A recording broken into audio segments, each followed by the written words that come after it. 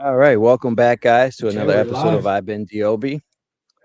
Yeah, welcome back, guys, to another episode of IBENDEOBE, where we discuss the in-body experience, near-death experience, and out-of-body experiences. We have an amazing guest today. Her name is Crystal, and Crystal actually had a near-death experience that changed everything in her life. It changed her complete trajectory of her life path. And before she had an NDE, she was actually a biochemist. So, without further ado, welcome, Crystal. Thank you for having me, guys. Excited to be here.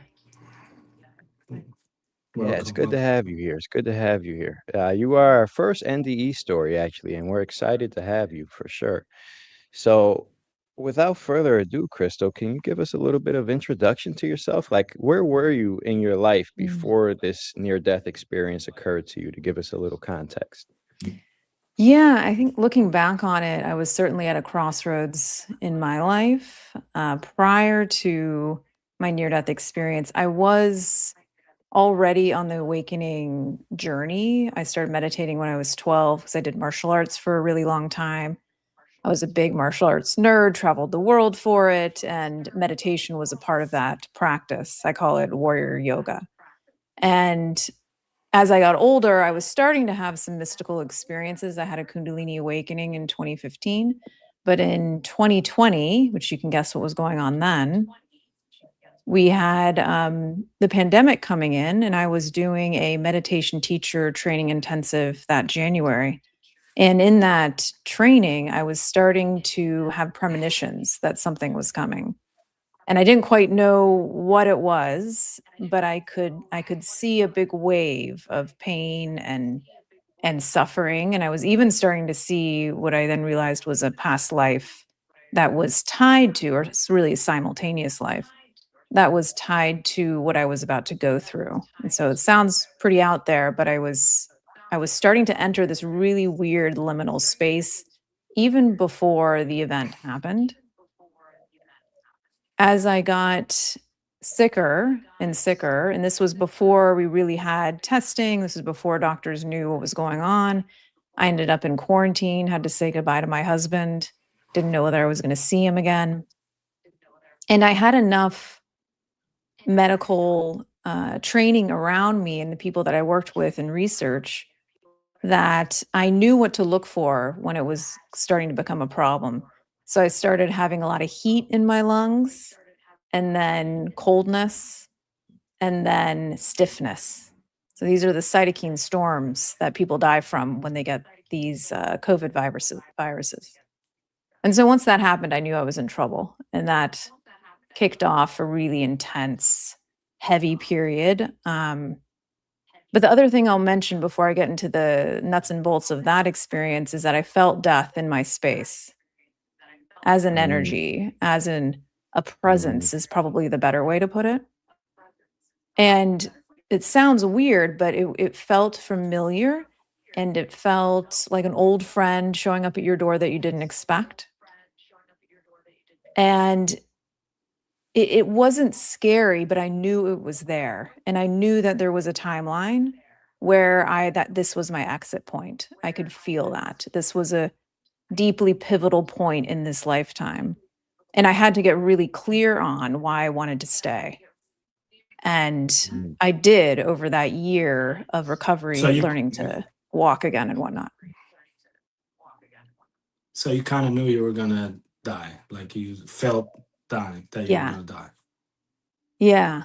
I could feel Also, it enter my space. you Yeah. mentioned you mentioned that about a past life, but then you said that it's a parallel life. Can you like go into that real quick before we Yeah. go in the other direction? Oh, okay. Yeah. This was one of the trippier parts of the experience for sure. But I got a lot of clarity on this simultaneous other lifetime. And it was during a time in the past on Earth where there was a war and there was also a pandemic happening at the same time. And I was a man and I had gone off to war and gotten injured. And when I got back to my town, my whole family had died from the virus, from the pandemic. And so he was devastated. He grew to be old and bitter. and like a hermit. And through the course of me going through what I went through, for some reason, what I was experiencing now was affecting and changing the outcome of that lifetime. And so when all was said and done, and we were interacting with each other for at least probably 6 months, by the end of it, I saw him having found a new family, a purpose. He was working with children in the town. And I saw him from above looking down, and he looked up at me and smiled. And it was just really, really cool exchange. And so for some reason, whatever I had done That's in this amazing. lifetime had changed his. And maybe what he did changed mine. It was all connected.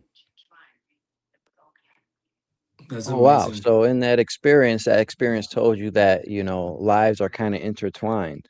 Yeah. That's a cool perspective because as we know on the other side, you're outside of time, right?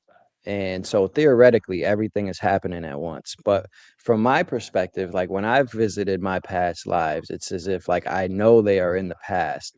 But perhaps because your past life was actually within this realm on Earth, maybe that has some more influence on your character here. Maybe that plays into it because the past lives that I've experienced were all like not on Earth.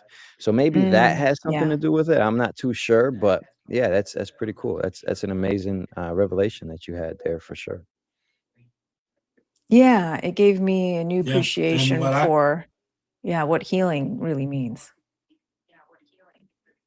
yeah, that's where I was Yeah. going with it because I read a study that they did in Israel where they had this group of meditators meditating over a group of sick people.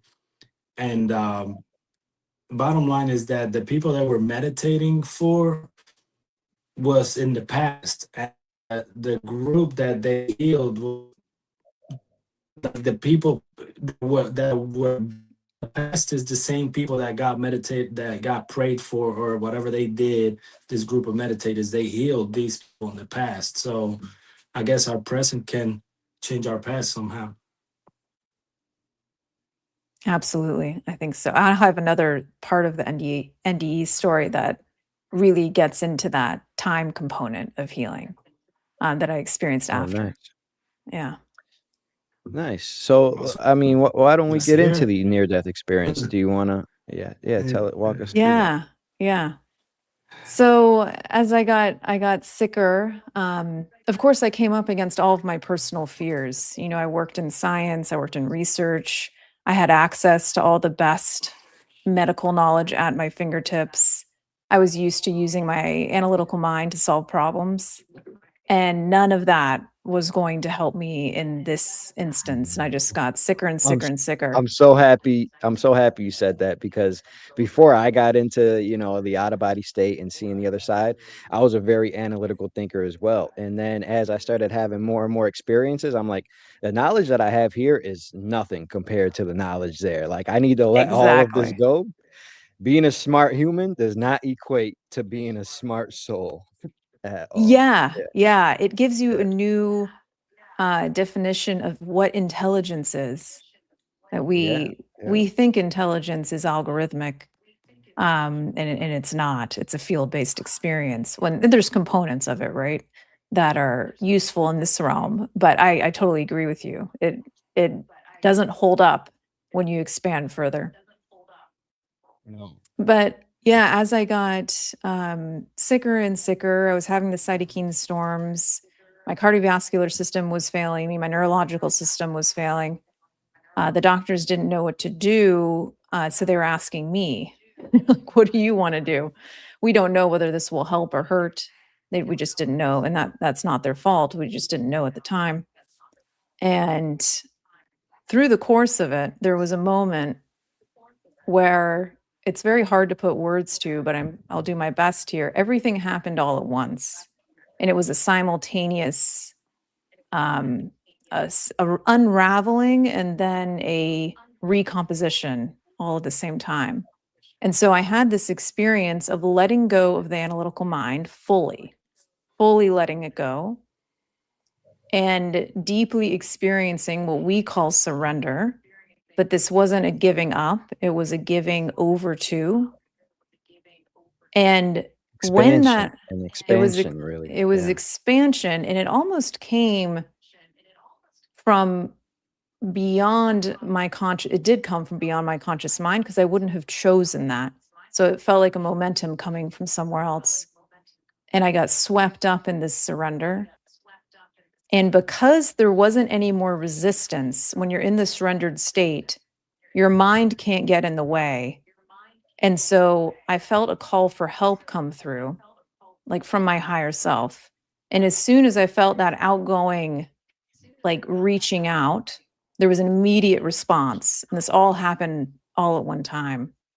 And in that response, and I was in and out of my body at this point, I was in a liminal space. It was very hard to be in my body. I didn't want to be in my body. And it took about a year and a lot of work to come fully back in. And so this being showed up, and I could still feel my body, but I was also in my energy body, if that makes any sense, in this liminal space. And this being was incredibly intelligent. I don't know as if I would call it God, but something in that realm of Mhm. experience. And Right. So let me yeah, ask you, while we're here. So when you say that you were in your energy body, were mm, you perceiving things as physical, but you were still in tune to your body? So, yeah, as you, I'm not sure if you're aware, but like what I do is I leave my body, which is very similar to a right. near-death experience. It's the same process, only, we're doing it consciously. And oftentimes when I can experience what you're experiencing, it's because like I'm half in my body and half out of my body. But Yeah. at this moment, I'm able to still perceive things, but I'm also able to bring my clarity fully there. So I'm fully there. So I just want to ask you, Mm, like, was this a physical experience or was it just like mm. astrally, if you can say? It was a bit of both. At that moment, it was more astral, possibly, than physical, but I could still sense the body. But I felt also disconnected from it, and I could kind of see myself experiencing what I was experiencing while also being in the experience, if that makes sense. Yeah. Yeah, So it it was does. somewhere It in does to me. between. Yeah, okay. Good. Yeah, yeah, I figured you'd get it. yeah, yeah. Um, and I didn't see light. I didn't go into the light. I was just kind of in this liminal space with this being. Mm. What did the being look like? Was it an energy being? Was it a light being? Was it uh, I didn't physical being? see, yeah, I didn't perceive anything other than pure love, the intelligence, and the power. It Okay, was a, so you just felt a presence. It was a a presence. presence. Yeah. Okay. Yeah. Highly And what intelligent it presence. what did the place look like around you? Like, was it like the void? It was black. It was like the void. It was like almost like space, but I don't think it really was space, but it felt like space. It felt safe. It didn't feel scary to me. And Mm, I could kind of come out a little bit more and then come back down pretty much into my room and be aware of my body. And mm. that being was Yeah, in, it's like everything's happening at once. Yeah. yeah, yeah. It was Yeah. very trippy. Relationship to time didn't was Non-existent. yeah, Yeah. Yeah, yeah. yeah. I came back from one major experience and I was like, I need to grow my hair out because like what is time? So like I grew my hair out as like a symbolism of like the amount of time since I've been having these experiences. So yeah, yeah. You I need totally get it. anchors. Yeah, you need Yeah. anchors for this for this Yeah, experience. yeah, yeah. And this being activated something in my energy body. So I felt an activation in I guess both my physical body and my energy body. So the first center is what I felt first. And then the space in between my what would be my eyes, the sixth center, and then my heart space. And so it went like bing, bing, bing. It was like 1, 2, 3, and I was like, "Whew." It was like a power up, if you will. And at that point, I was back in Wow. my body. It like shot me back into my body.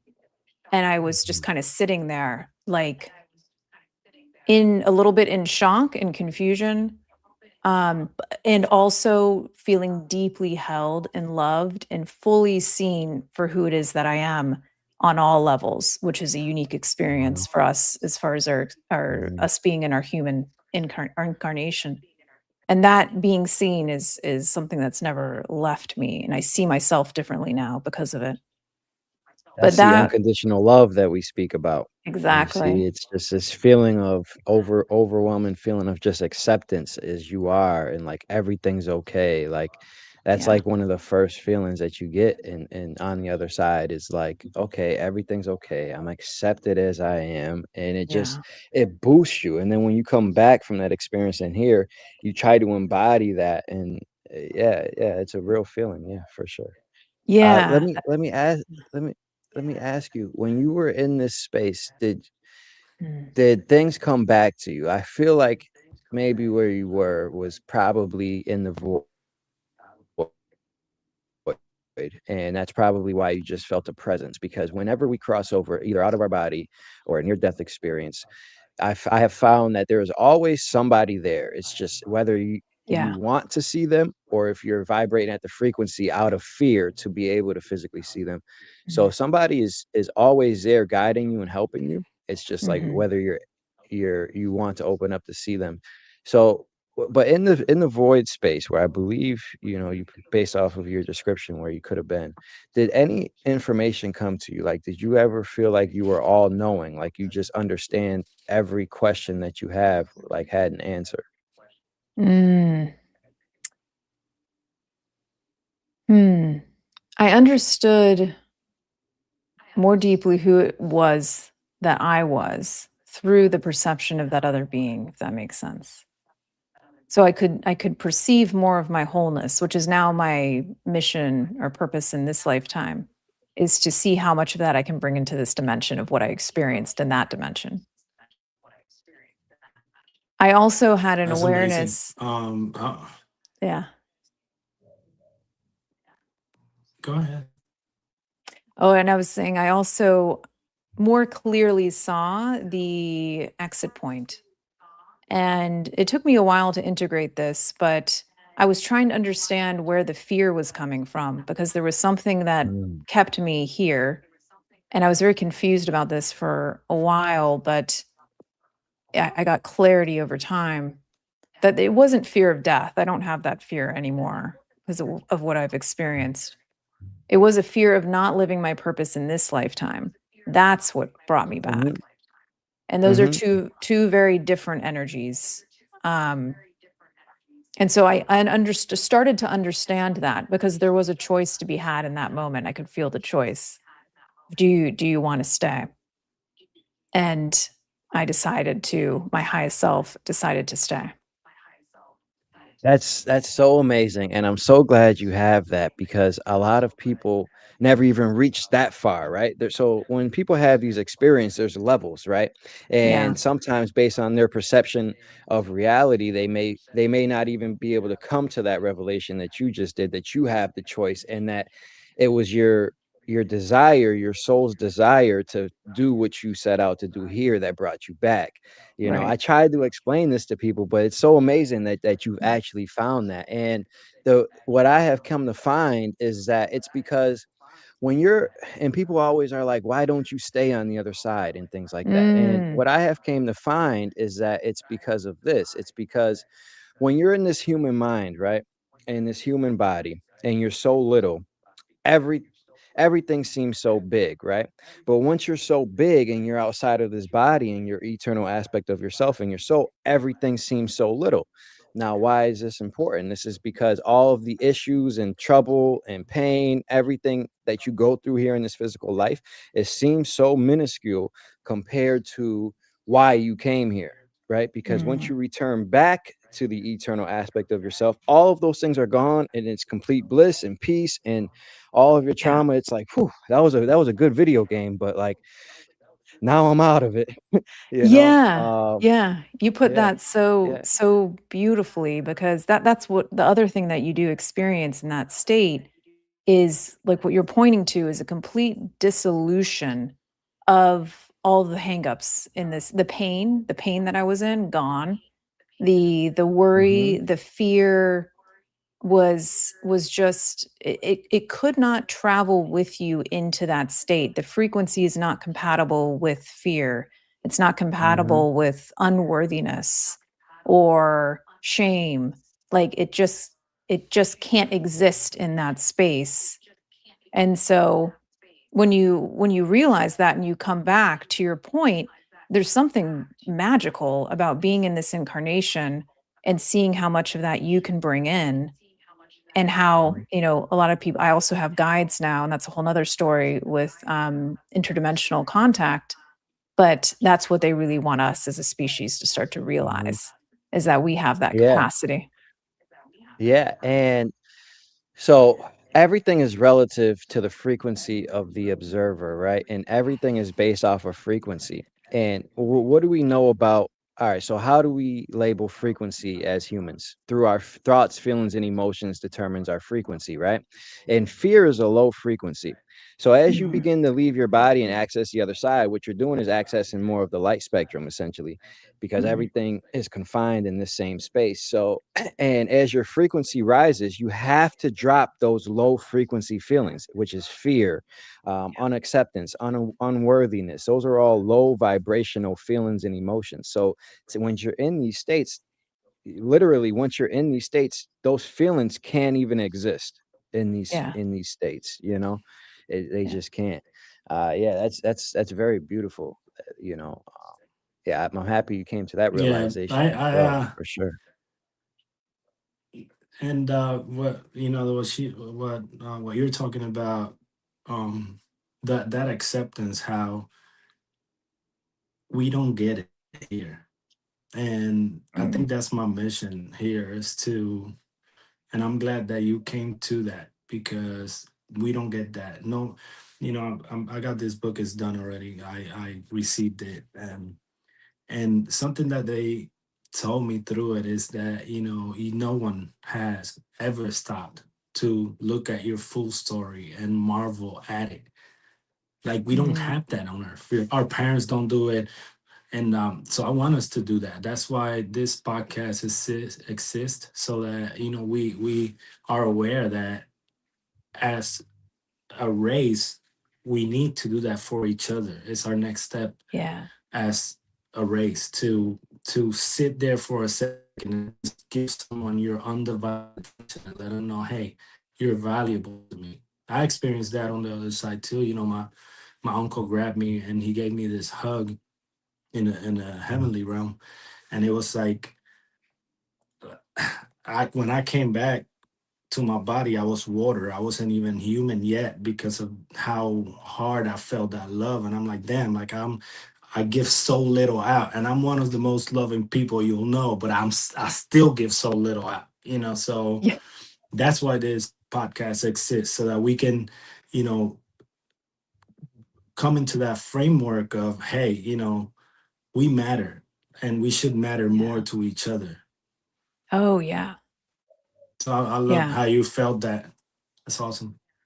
It's beautiful, and I think that's why podcasts like this and these conversations and people feeling more empowered to have these conversations is going to unlock so much for us as individuals and as a collective, and it's time for that to happen.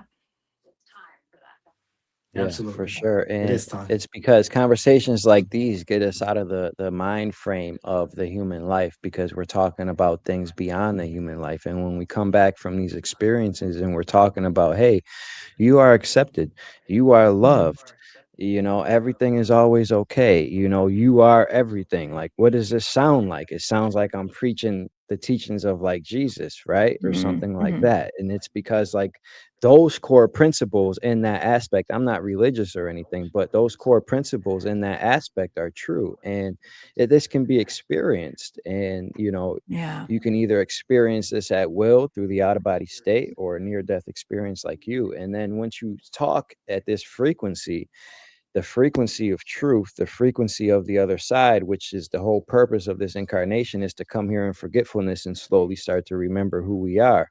So when you speak that truth to the end game, which is to remember who we are, a divine spirit, a divine soul, an eternal soul, it carries and it raises the whole vibration of this place of everybody that listens to the conversation with an open mind, for sure. Yeah, yeah, yeah.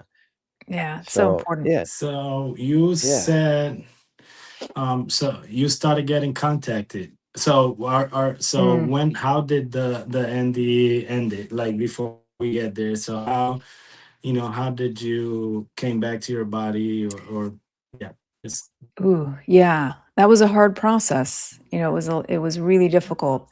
I had I've had a heart issue since I was young. I have a interval issue.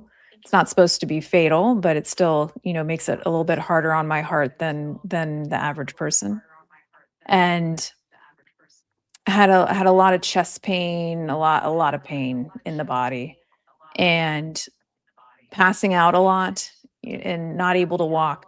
So it was very hard to come back into my body. There was a weird, when I say this, people can sometimes be confused. There was a grief. There's so much freedom in being out of the body that coming fully back into a broken one is difficult. So there's anger, there's grief, there's frustration, and my mantra through all that was faith over fear, very simple, so that I could mentally, emotionally, spiritually move through it. Breathwork was a huge friend of mine, resetting my nervous system. But when I had one other mystical experience when and I knew that I was going to be okay after encountering that being. I knew that I was back in my body. It was going to be hard, but I was going to make it. When I was finally able to walk to our fire escape at our house once I was back home, I had gone out and sat on the chair and I was looking up at the sky and I had this transcendent moment of presence. It was very simple. I didn't understand it, but the sky was just bluer. It was profound. And I had an even deeper sense that I was going to be more than okay, that I was going to thrive. And I thought back on that time over the years, I was like, that didn't make much sense, but it was such a transformational experience. And I was in a meditation about a year ago, about 3 hours into it. And my heart like blasted open and this wave of energy carried me. And I landed on that fire escape looking at my past self. And there was an exchange that happened in that moment from my past self to my future self. And what I was feeling, I now knew from the past, was my future self standing there, being there, and feeling the difference in frequency and how far I had come in the years since then. And there was some sort of healing that happened in that moment. And I walked around my apartment, my old apartment, for a bit and then landed back in my body. But that taught me something about sometimes healing is, and maybe all times, it is outside of time, across time. And it can even be not even a benevolent being that's outside of you, even though we're all connected. So everything is a mirror, but it can be you showing up for you. And so that was really, as this was 4 years after the fact, that I was still integrating parts of that experience. So that was pretty trippy. well, Yeah, that's that's awesome, amazing. because And yeah, that's real life right there. Go ahead, Dre. yeah, I just broke my train of thought. Yeah, I was gonna say, that is amazing. And when you're integrating these experiences, right? Like I always compare a near death experience or an out of body anytime you're on the other side. I always compare, these experiences, which you can experience in 4 minutes, round one time, earth time, is the equivalent of like 40 years of meditation, right? Now, what does this mean? This means that it also takes a lot of time to integrate these things into the physical. So, like, if you're having Yeah. experience after experience, like, for example, it's going to take some time to unpack and unload all of those things until you can even Yeah. integrate it and understand it. Because once you leave and access these higher states, you have to bring it back to your small human body that operates on speed limits. It's like a computer that storage is full, right? So to integrate all of these experiences, you kind of have to let go of all that old storage that you've had and make room for the new. And that takes time to do so. So it oftentimes comes in bits and pieces and bits and pieces. And an example of this is, and I think it's similar to what you did during that meditation, is it can be months after an experience where I'll be meditating and I just get a vision or a download, and I'm like from a previous experience, and I'm like, oh yes, I get it. I get it now. This is it. Or maybe Yeah, an event will happen in my life where I just change perspective slightly, and then it's like, okay, now I totally understand what was said to me. It's like you have to. This is why oftentimes when we pass or cross over, everything's not presented to us right away. You're only presented yeah. with what you're ready for and what you can Mhm. understand, because and even then sometimes it's too much, because I won't even be ready to understand it until I hit a certain stage in my life, and then it's like, okay, now I get it. Now I understand why I seen that, you know. And also in the same sense, why we're not showing everything is because if you're showing everything, it can totally change the trajectory of your life. Like if in this experience, if you were shown like what you were supposed to do, maybe you would just wait and not walk the path that you're walking now and just be like, oh, this is Totally. going to happen, you know. Yeah, all of those things. Yeah. Absolutely. Yeah. The integration of bringing that frequency down into the human experience like you're talking about is quite the process, and you can't skip that part. And because we and Yeah. bringing the body along, I definitely developed a new relationship with my body. I no longer see it as something that I have to be hyper vigilant about, or I eat well, I treat it Nice. well, and I listen to it more. But I trust it. Ironically, maybe I trust it way more now than I did before my NDE, because I realize how much more capable it is than I was giving it credit for, and that there's a synergistic relationship here. And sometimes, especially when I have a big expansion like what you're talking about, even in the last year with the channel coming online, I have to give my body some time to integrate that, and my nervous system some time to come up to a new level. And I Hmm. used to find that pretty frustrating, right? I just want to go, go, go, ascend, ascend, ascend. But it's Hmm. a process, and you have to listen to your human. Yeah, and that's very true. And so once I learned this, I was like, okay, you know, I was pretty much already intermittent fasting. I was hip to like mucus is what slows down the body and makes us sick, and eating things with energy. Um, and you know, alkaline fruits and food is what's going to help the body produce electricity, because we are electromagnetic beings. But then it wasn't until like you're saying, to integrate these things, another aspect of this is, in order to obtain abilities and to unlock things here in the physical, you kind of it does help to have your body in tune. This is when, you Mhm. know, I realize eating certain foods here shuts my abilities and connection to the other side down. And I'm like, oh, this must be why everybody says fasting is a good way to get to the other side. So what does that mean? That means the opposite of fasting, eating, is a good way to take you away from it, you know? So Yeah. I started eating once a day religiously, you know, and even when I do eat, I eat very clean, things like that, and things that help produce electricity in the body. Like for a long time I was drinking salt water. Now, you know, where I am located in the world, I have the ability to just drink coconuts, which is coconut water, which is Mm. also a great source of So electrolytes. good. And what I have found is these things are actually allowing me to control my energy and open up more. So like when I have these experiences, I will be able to retain more information and unlock more things in the physical. For sure. All of those things are connected and they all help. So yeah, your realization that like the body's your temple, right? Yeah. Another famous saying, you Yeah. know, and it's very true. Yeah. The cliches are true. Yeah, yeah, they are. They are. Amazing. So you said that you know, so one of the things that came back after this experience, because every time you come in contact with the other side, you bring something back. It's like, and what I have found through, you know, talking to many, many people is that these experiences help wake them up to their mission here on Earth, because millions of souls came here for this mission to help wake up humanity to the fact that the other side is real, right, and break us out of Mm. this loop that we're in. And this goes into, having to reset the world a lot of times. Well, right now we're trying to wake up inside of the game before we have to reset it, right? And what what these experiences do is it brings you back to your mission, and it brings, and part of this is bringing back abilities as well. Mm. Like, some people are meant just to leave their body, other people are meant to be in tune, have spirit guides come and talk to them, other people are meant to wake up and become psychic, or just demonstrate physical abilities like seeing with their eyes closed or things like that, just to show people that, hey, the physical world is not everything that we see, and we misunderstand consciousness and how the body works completely. And I say all of that to say, one of your gifts that you brought back was being able to channel, essentially, right? Yeah, didn't plan on that.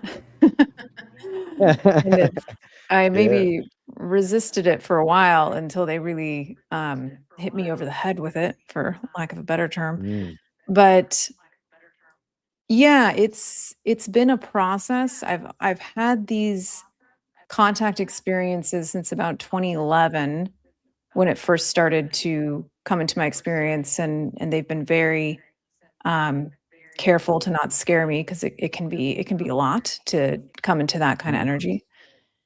That's But a over fact. the years since the NDE, they first worked with me in the dream state. And so that's one of the best places to, if you're open to having this kind of contact, to connect with them, because they can construct it in a way that you know is not a dream. You just know it's a different experience, Mm, and it's extremely clear. And they would tell me something that was going to happen, and it happened. Those types of things.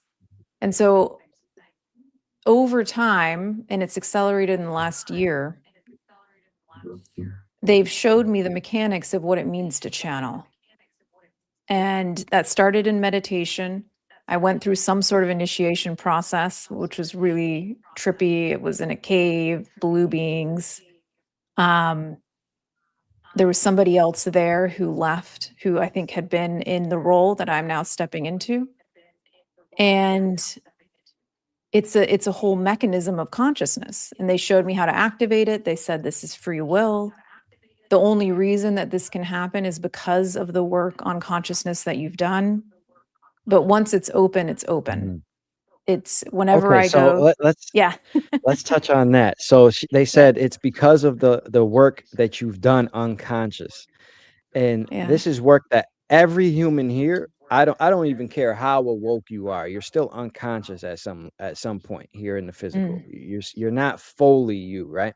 So what this means is essentially another way that could be taken. It's very true. I love hearing these messages from the other side, because it's like everything that I say. It's like you have to awaken to a certain point to be able to even perceive these things and Right. and Yeah. integrate them, so like how when you said that, or when they said that to you, I took it as like, yeah, okay, so that means that I have done my inner work, I freed myself of out of this matrix essentially, and now I'm open to perceive these things, Yeah. and Exactly. yeah, that's very Exactly. Well, beautiful. Very beautiful. I don't think you fully have to, exit the matrix. Sometimes people, I mean, we're here. Majority of us are here. So I don't think that you Yeah. fully have to.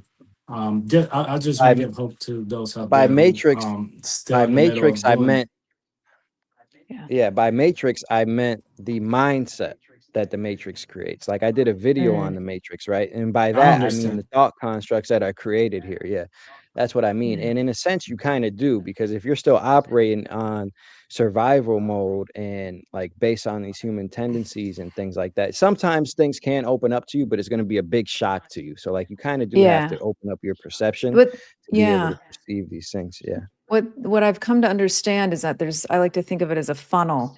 And so consciousness is this funnel, and the fear, the shame is down here in this constricted Hmm. area of the funnel. Hmm. And it's not bad to be there, but it's just you can't see as much because there's constriction. and you can't see the possibilities as much because you're down here.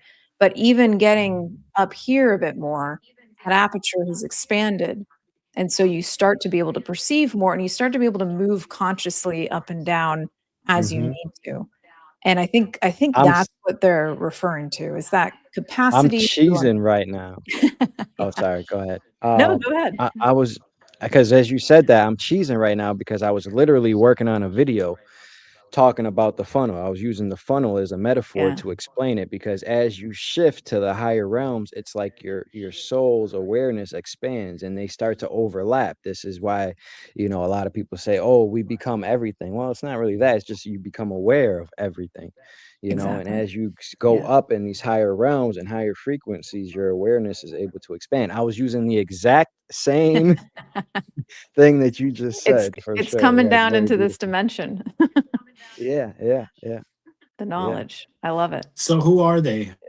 Who, who are they? You Mm, said they said this, they said that. Who are they? You said they're yeah. blue So beings. Do you see them physically now? I'll give you the getting hit over the head moment. So I had the meditation, I had the activation. They showed me how to do it. I wrote it down in my journal, and I was like, "Oh, that was interesting." But weeks went by, and then right here, just a little bit to my right, I was in between meetings one day. It was the middle of the day. My husband wasn't home. I went and sat back on the couch behind me, and one of them materialized in my living room. And I know it sounds out there, but Whoa. it was No, on this podcast, everything is understandable You're for awesome. good. sure. Yeah, yeah, Okay, yeah, okay. yeah, yeah. I'll give you the full story then. But Yeah. yeah, it was a big oval shaped energy that was coming in and out, and it was blue with like a purple iridescent outline.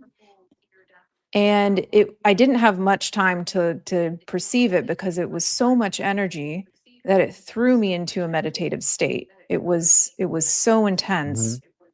Mhm, And mhm, so I was kind of shocked into a meditative state, and I could feel them very, very clearly.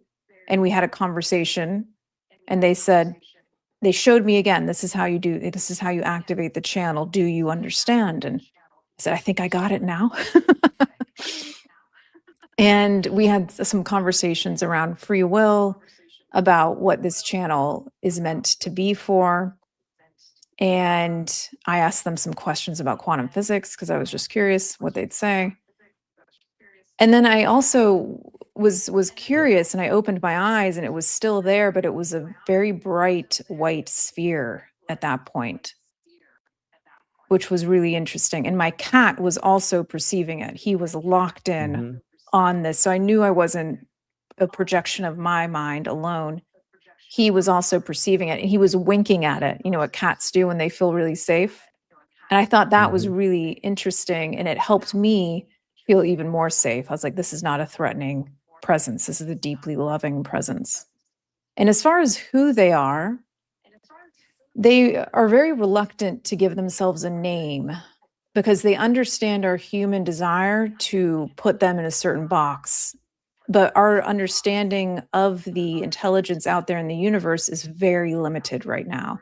So calling them Palladians or Arcturians, even though I do think are part of this collective, it's not one being, it's a collective of collectives. And certain elements of the Mm. collectives come through depending on the need at the time.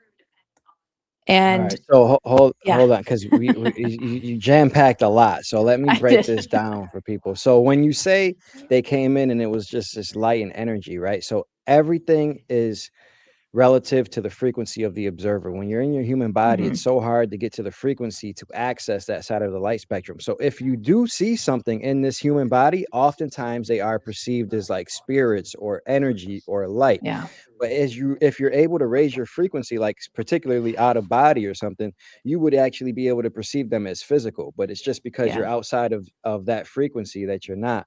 And then when you said they said this is how you open the channel, right? It's Mm, because it's like a feeling, it's a state of being, right? yeah. And that's the best way to understand it, to tap into, align with frequency, right? Because channeling, all the brain is the receiver, it's not the source of consciousness, it's not the source Yeah. of anything, it's just a receiver. And to be able to align with things, to be able to perceive things in this human vessel that we are in, we have to change our frequency. And how do we do that? Through our thoughts, feelings, and emotions. So they had to take you there to that state for you to be able to tap back into that feeling, emotion, or vibration. And that's how Hmm. you open it. It's like just a state of being, right? And then Absolutely.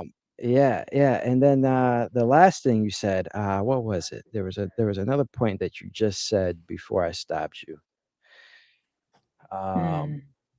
Who oh, they I are? forget about it. Oh, yes, the Oh, I collective. have a So yes, question.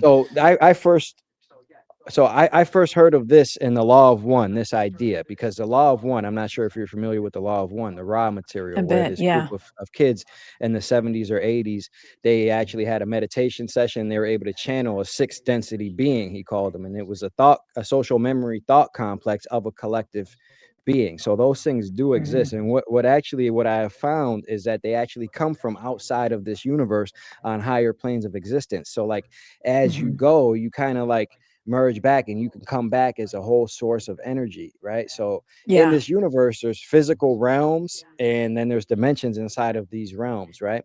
But as you get outside of this universe, there's just planes of existence, and this is where you're like not physical, and this is like where you kind of merge as like a collective until like all of a sudden all the memories are kind of like source.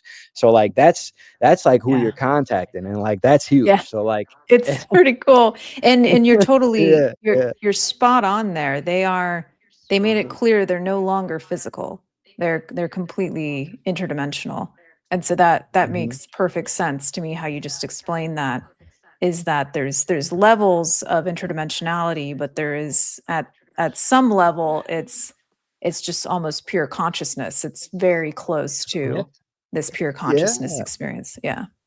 Yeah, yeah, and those beings are like so knowledgeable because they're outside of a physical incarnation. This is even more powerful than when Daryl Anka channels Bashar, because as we know, Bashar is a physical entity in this realm.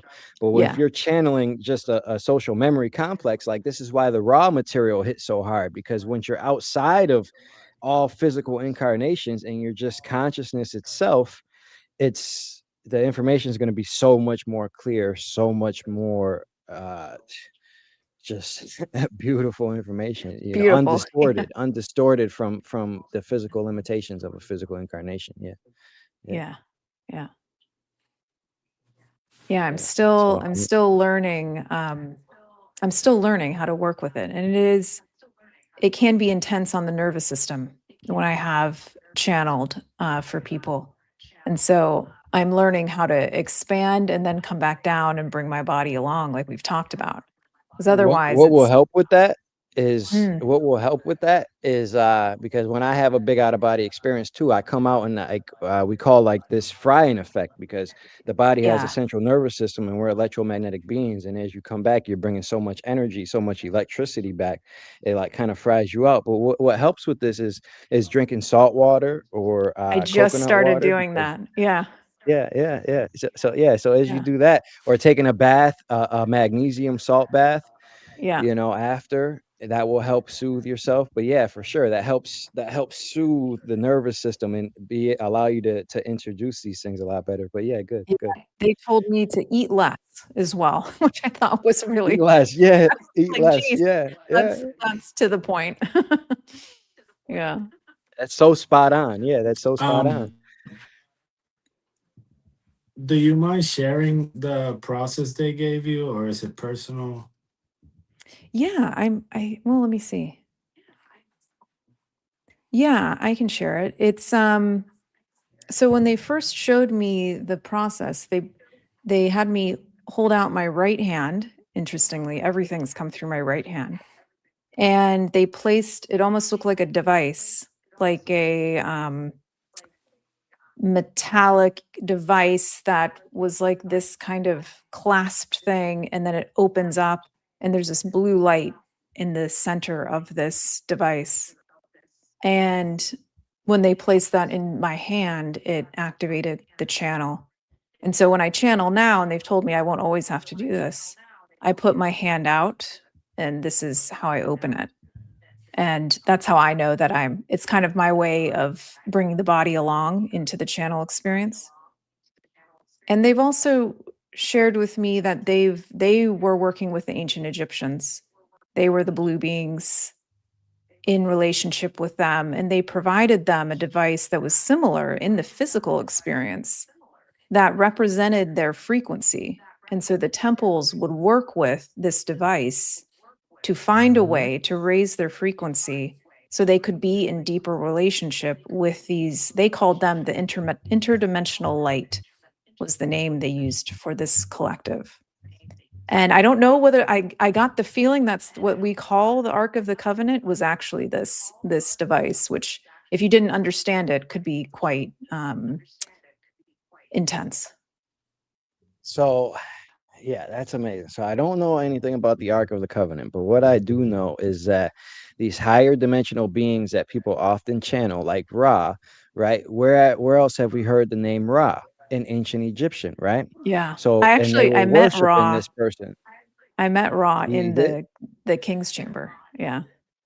Oh, nice, nice. Yeah, Yeah. we'll have to get into that experience for sure. And the ancient Egyptians, as you know, were classifying based off of things as the ancient Egyptian was a certain time period where they operated in a higher realm, like Yeah. the civilization that created the pyramids. They were operating in a whole nother realm, and they were actually like larger humans, and they were actually able to take their physical bodies out. They were able to tap into these things, and it's because they were connected to the other side in that manner. Yeah. Now you just brought a whole nother element to that to me, because you believe that this device was like the Ark of the Covenant and things like that. So can you Maybe. explain on that a little bit? Maybe, yeah. What makes you think that?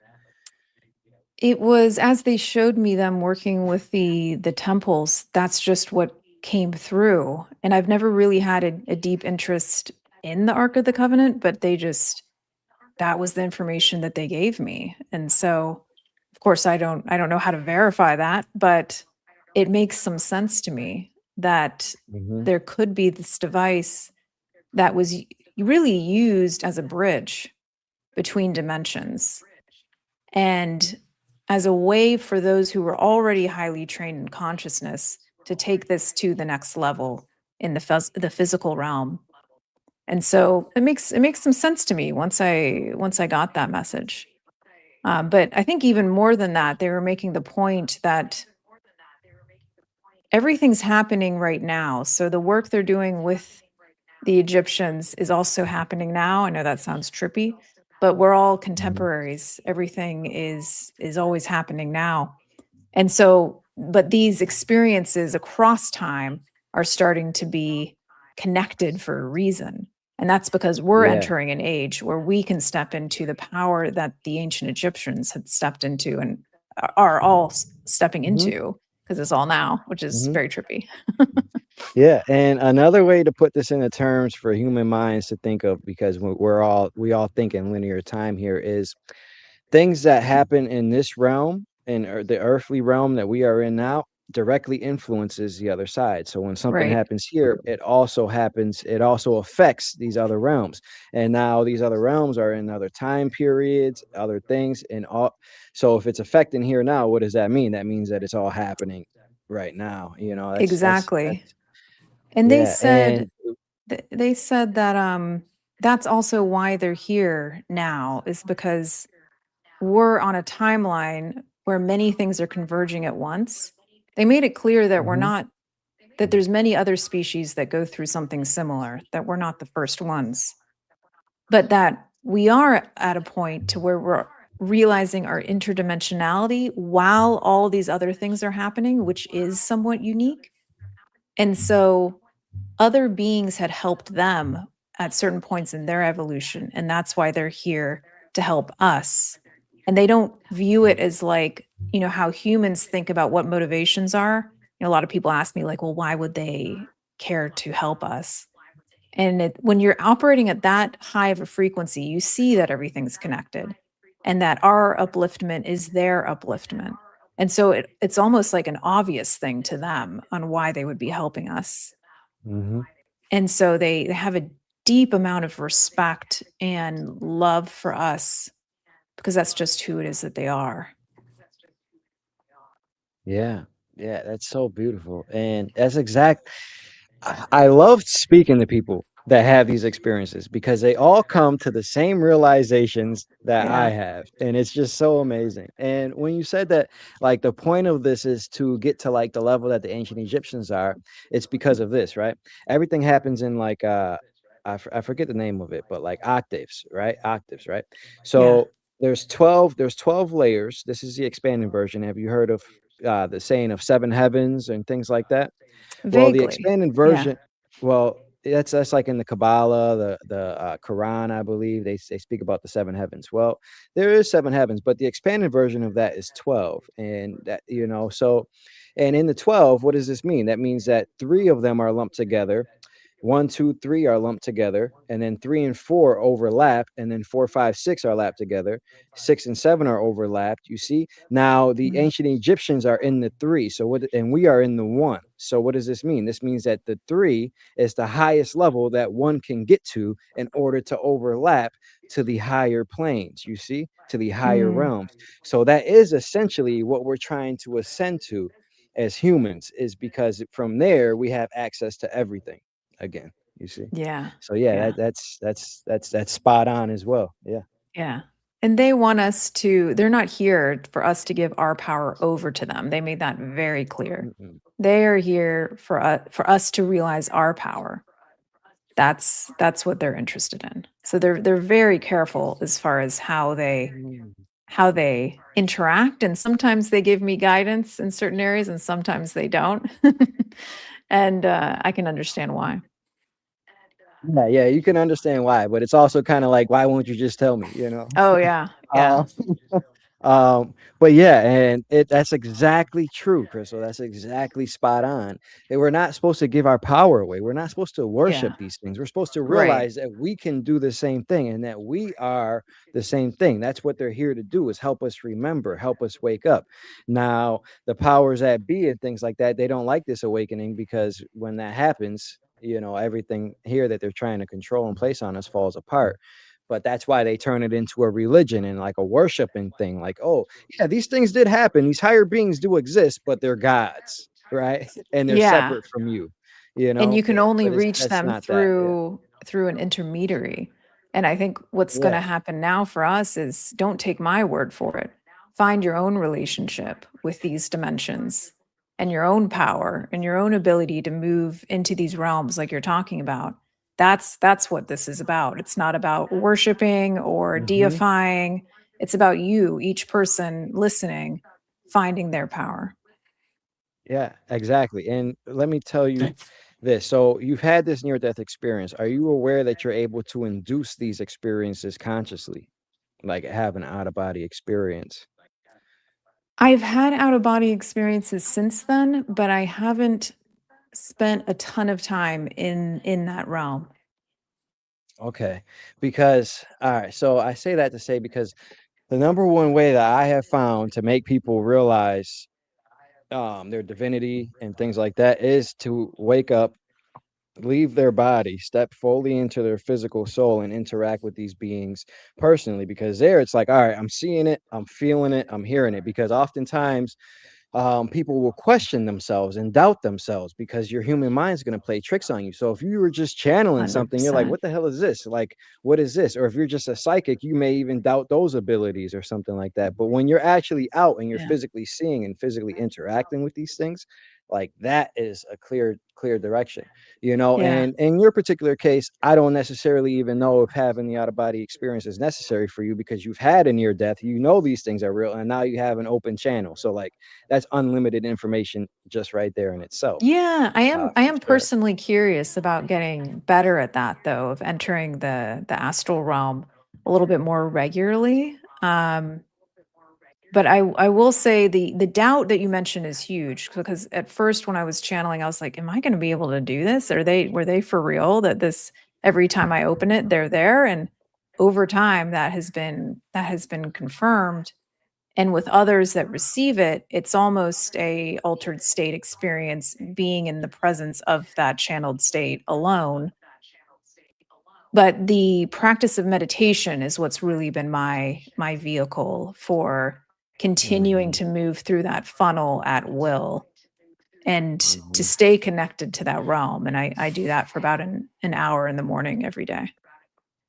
I'm so happy you said that because, What is your in this space that I was just going to say, I'm so happy you said that because in the space that I'm in, everybody's trying to achieve the out of body state. This is why I just released a video on YouTube called Meditation is More Powerful Than You Think, because you don't necessarily have to leave your body to experience these things. You can literally meditate as long as you believe that you exist beyond this physical and that you open up your mind to do so. Meditation is able to unlock these higher states. This is, again, why every shaman, every spiritual coach ever use meditation to unlock higher states. So like that's the core principle here for us to tap into beyond the physical, for sure. And yeah, that's very beautiful. I'm happy you said that as well. Go ahead, Ben. What was your question? I was just gonna ask what her meditation looks like. So yeah, Crystal, I started with in martial arts, I started with the Zen style meditation, super simple, one-pointed focus type of meditation. And over the years, I've mixed in all kinds of different approaches. For me, in my personal practice, it's about 10 minutes of breath work. So really slowing and elongating the breath down, expanding into my lower lungs. I do some work on my energetic channel. Since the Kundalini awakening, I can start to move energy into my central channel, and I can kind of move I think of it as a stopper at the very base of the spine. I can kind of move that out of the way so more energy can flow. And I work with I love that. I love that. I work with the energy body for a while. I get everything flowing. I get the toroidal field going. I get the cerebral spinal fluid up towards my brain. And then I like to give myself now a lot of time, an hour at least a day. And you'll find that you come into waves of experience and you hit resistance too. I tell people like expect resistance, but know that on the other side of it is a breakthrough, because 10 out of 10 times that's true. And so now I've re-engineered my relationship with my body so that I can go into meditation and my leg can fall asleep. I can even have pain in my body, but my body now has my back because we've worked together on this for so long. It lets me go. It no longer fights me when I want to go. So the pain in the body that often comes. Now, I'm not sure in your particular case if this applies to you, but when we're practicing the out of body state, how you practice is you lay still, mind awake, body asleep, right? Like Robert Monroe said, that's the key, that's the gateway, right? But as you're laying there still, your body sends signals to your consciousness to test you if you're awake or not, and that comes in the signal of pain or itches or something. Because if you're just sitting still on the couch, your body doesn't know the difference between sleeping or awake. So it's going to start to do stuff before it shuts down. And if you just bypass that pain, you'll start to be able to exit or leave, because then your body's really shut down and your consciousness is then free to leave. Yeah. Yeah. I think also the body doesn't want you to leave. It doesn't want you to go into the unknown, because we haven't been there in this physical form. And so you almost have to treat the body as like this toddler and just let it know, like, I've got you, you're going to be okay. And I know you're kind of struggling and rebelling right now, but I'll come back. And, oftentimes when I do come back, it's, the pain's gone. Like it just can't travel with you. And so I've had, and I also mentioned this, I mentioned my heart issue. I went to the doctor like 6 months ago and they were checking it with an EKG, and they came back in and they were like, so the heart it's gone, but it must be a mistake with the test. So we're going to use another machine, bring it in, check it. And I have no longer have a heart issue. So yeah, they don't understand. That's why I would never go to a doctor, Pretty cool. Yeah. Is the is that a part of your conversation when you're meditating? Do you really tell your body, hey, you do that? I talk to my body. Sometimes, in my 4-hour meditations, I had one particular one where my body threw everything at me. It was all my fears from being sick. It was all of a sudden I felt like I was having a heart attack. And I was sitting with my body and I was like, we're staying. And I was very resolute. I was like, I feel the pain, but I'm staying. And then it evaporated. And then my whole body felt like it was on fire. That was my neurological issue. And I felt like I was just itching, fire, ant type of feeling. And then it dissolved because I was like, no, we're staying. And then my old martial arts injury, my shoulder got blown out in one match. And it started just so much pain in my shoulder. And it evaporated. So I learned in that 4-hour meditation, I was like, oh, this really is energetic. I truly understand it now 4 hours. because That was it four it hours that you it sat was there, 4 and hours and it took time and it was tough. But I tell you what, that's awesome. I have a whole new relationship with my body after that. And it trusts me now. So Yeah, I you I tame treat it. I You tamed told it. it. Yeah. Yeah. That's so Go ahead. amazing. I love this because this is everything that like I've experienced personally, all of these things. And it's so amazing hearing you going through the same things, the same realizations. And I love how you have an analytical mind too. So you're not only just able to experience these things, you're actually able to analyze them after the fact and come to these Mm, conclusions, right? And we reach the same conclusions. So what does that yeah. tell you? That tells you that this is the ultimate truth, right? So like Right. everybody here listening, like if I'm having these experiences and I'm telling you guys these things, and Crystal, who I've never met before this episode, had these experiences and she's coming to the same conclusions, what does this tell you? This tells you that, hey, this might be the ultimate truth. Because how do we define reality here? We define reality here by two people seeing the same thing. That's literally the definition of reality here. So two people are seeing the same thing beyond this reality. What does that tell you? That's also reality, right? Exactly. Yeah, that's Three that's people. beautiful. But 3 people. There we yeah, go. 3 people, 3 people, 3 people, 3 people. Yeah, Yeah. 3 people, Well, 3 people that It's telling you the we same amazing. thing. we yeah, we talked about this in the podcast before, and I'm the reason I'm pushing it with you is because I had comments on my channel this week about you know heal. I'm going through hard times in life with my body, and Yeah. that's the reason I want, because the healing is available, and and like Yeah. you said, it's energetic. Everything that reflects in the body could be handled, and I don't care how bad it is, I'm like, I don't go to the doctor neither. I just let it, and it works. Yeah. It does. It Yeah. Yeah. requires dedication and work and courage. But if you can start to move into those upper echelons of that funnel, it's the physical has to follow. Yeah, it has to because we are creator beings by design, right? So whatever you state, the will of your soul, that must carry into fruition here in the physical. You can heal yourself just through the will of your soul and just your belief, right? Like the Mhm. placebo effect. You know what I mean? Like Yeah. if you take a medication, there's nothing in it. Well, it's your belief in the medication that's actually healing you. So what does that tell you? You don't need the medication. You just need to believe that you can heal yourself, and you can. And like Joe Dispenza, he healed himself, and then that brought him to meditation, and he does deep meditations and things like that, like similar to like your meditation practice that you define.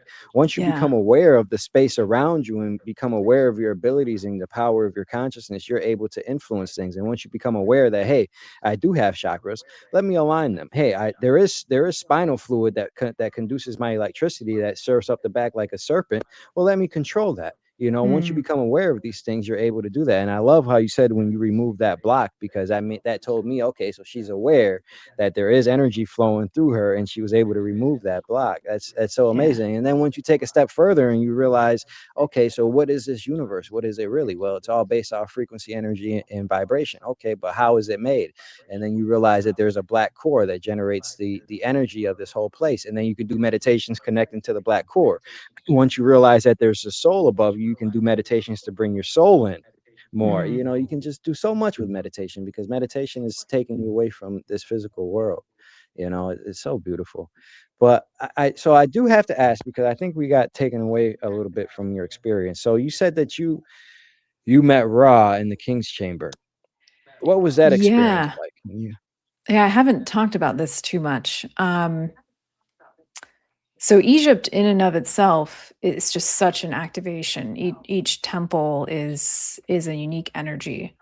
And Because they're all right, so before you go, that's because yeah. they're portals, right? And they're Yeah. lined up with certain stars, because stars are also like portals, right?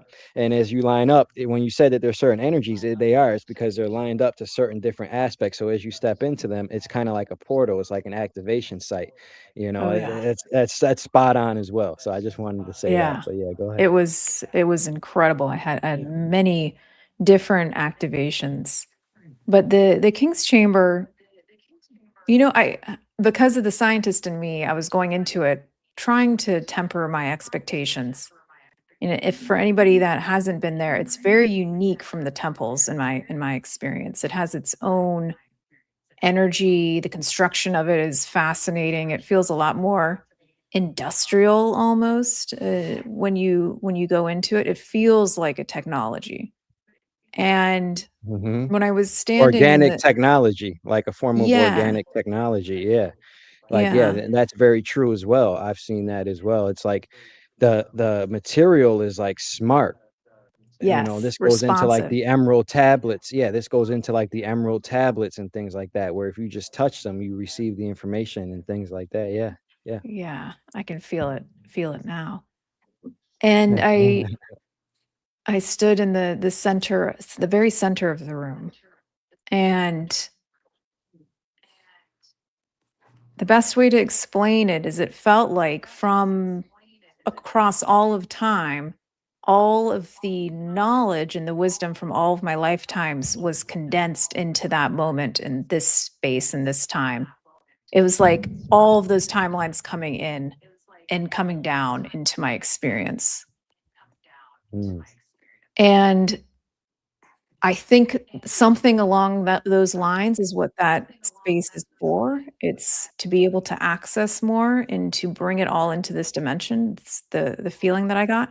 But the raw came in, and it came into my experience saying, I am raw, I am raw, I am raw. it always does that. It I always did. does that. It says, It's I am crazy. raw. I am raw. Yeah. It's crazy because I hadn't read the raw material or listened to it, and Yeah. so I found that out after. People were saying, "Well, that's how it comes through," and I was like, "Oh, Yeah. that's Yeah. crazy, crazy confirmation," because Yeah. I didn't know that. But, Yeah. it felt like so if you think of God as like the one of all, if we wanna call it that, it's the center point source. It felt like to me that raw was one small layer separated from that. It was like the first differentiation from pure source. So it felt very proximate Hmm. to pure So, source. Yeah. all right, so to elaborate on that, so there's planes of existence outside of here, like I said, right? So the 13th would be like source, right? 12 would be like the void space. 11 is like where you start to like begin to materialize. And then like the first types of beings that you would see, or like collective consciousness, like raw, would be like plane 9 or 8. So like that's why you're Mm, getting that feeling like it's so close to source, because it's like the first layer of like a consciousness that's able to communicate and interact is like that, right? yeah. And this is also, I'm learning now that this is also like, I'm putting all of these things together based on my experiences and like other people that's done this work.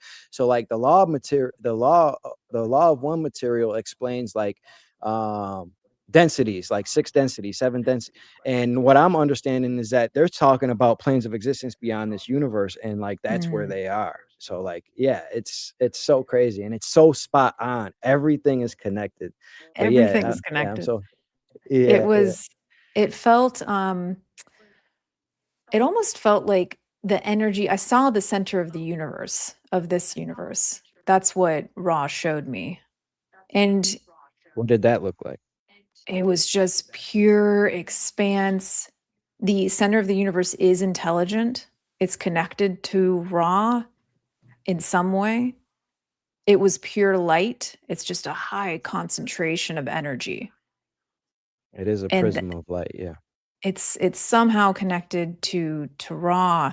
And it was showing me how we are all connected. And so one of the things that Ra seems to be like, and makes sense, a master of, is creation.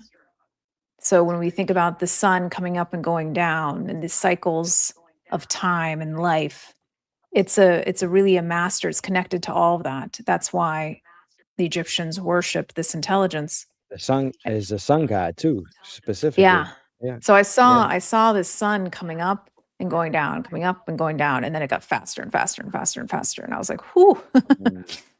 And it was intense. And then I could feel almost like all of the temples were activated, and I went into a trance state,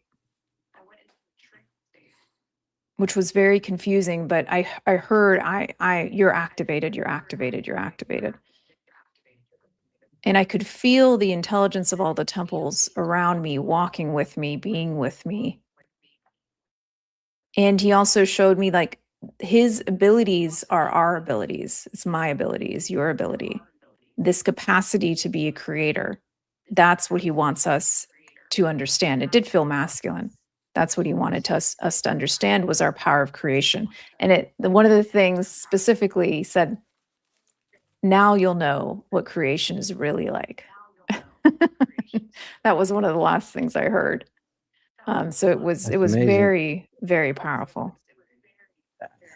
Every experience that you're having is just so spot on, and it sends so much remembrance in me. It's just spark, because I haven't been able to have a conversation like on this level with anybody in a long time. So like as you're saying these things, I'm like, yes, I remember that, I remember that, I remember this. Yeah. And it's so spot on. It's so amazing. So but let me ask, so were you in a meditative state when you accessed Ra in the King's Chamber? Was this like through Ooh, meditation, or barely. I just closed it's my like the eyes, and start of it was Oh, immediate. it's like yeah, I think that's like starting like to be like remote viewing, or like the first Yeah. level of like an out of body experience where you're just there. Like Yeah. this is probably like what like Elizabeth April. I'm not sure if you're familiar with her, Yeah. Yeah. but Yeah.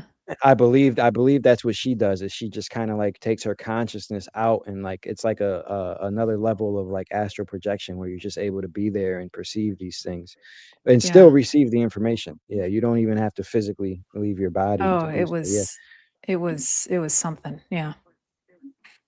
Yeah, that's amazing. And let me just tell you, Andre's hey, I'm not hyped. sure. He loved this Yeah, hell, conversation.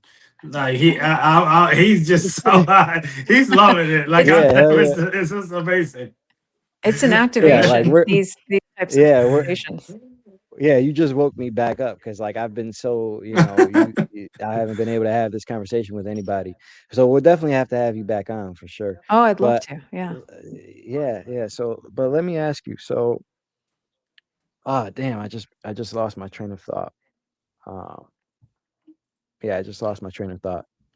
But yeah, this is a great conversation, and I truly enjoy and honor, your experiences and your wisdom, for sure. Likewise. Oh, Yeah. I was gonna tell you, I'm not sure how, in this space you are, or how assured you are of your experiences, or that they're real, and like to be able Mm. to receive these things that you're downloading, like how real they are. Let me tell you 100% based off of everything that you've told me here. Trust this. Trust every Mm. download that you receive. Trust every vision that you see, because they're spot on. Every Thank message that you. you're receiving from this channel, it's spot on. And that's exactly how the other side talks. That's Mm. exactly the message that they're trying to deliver.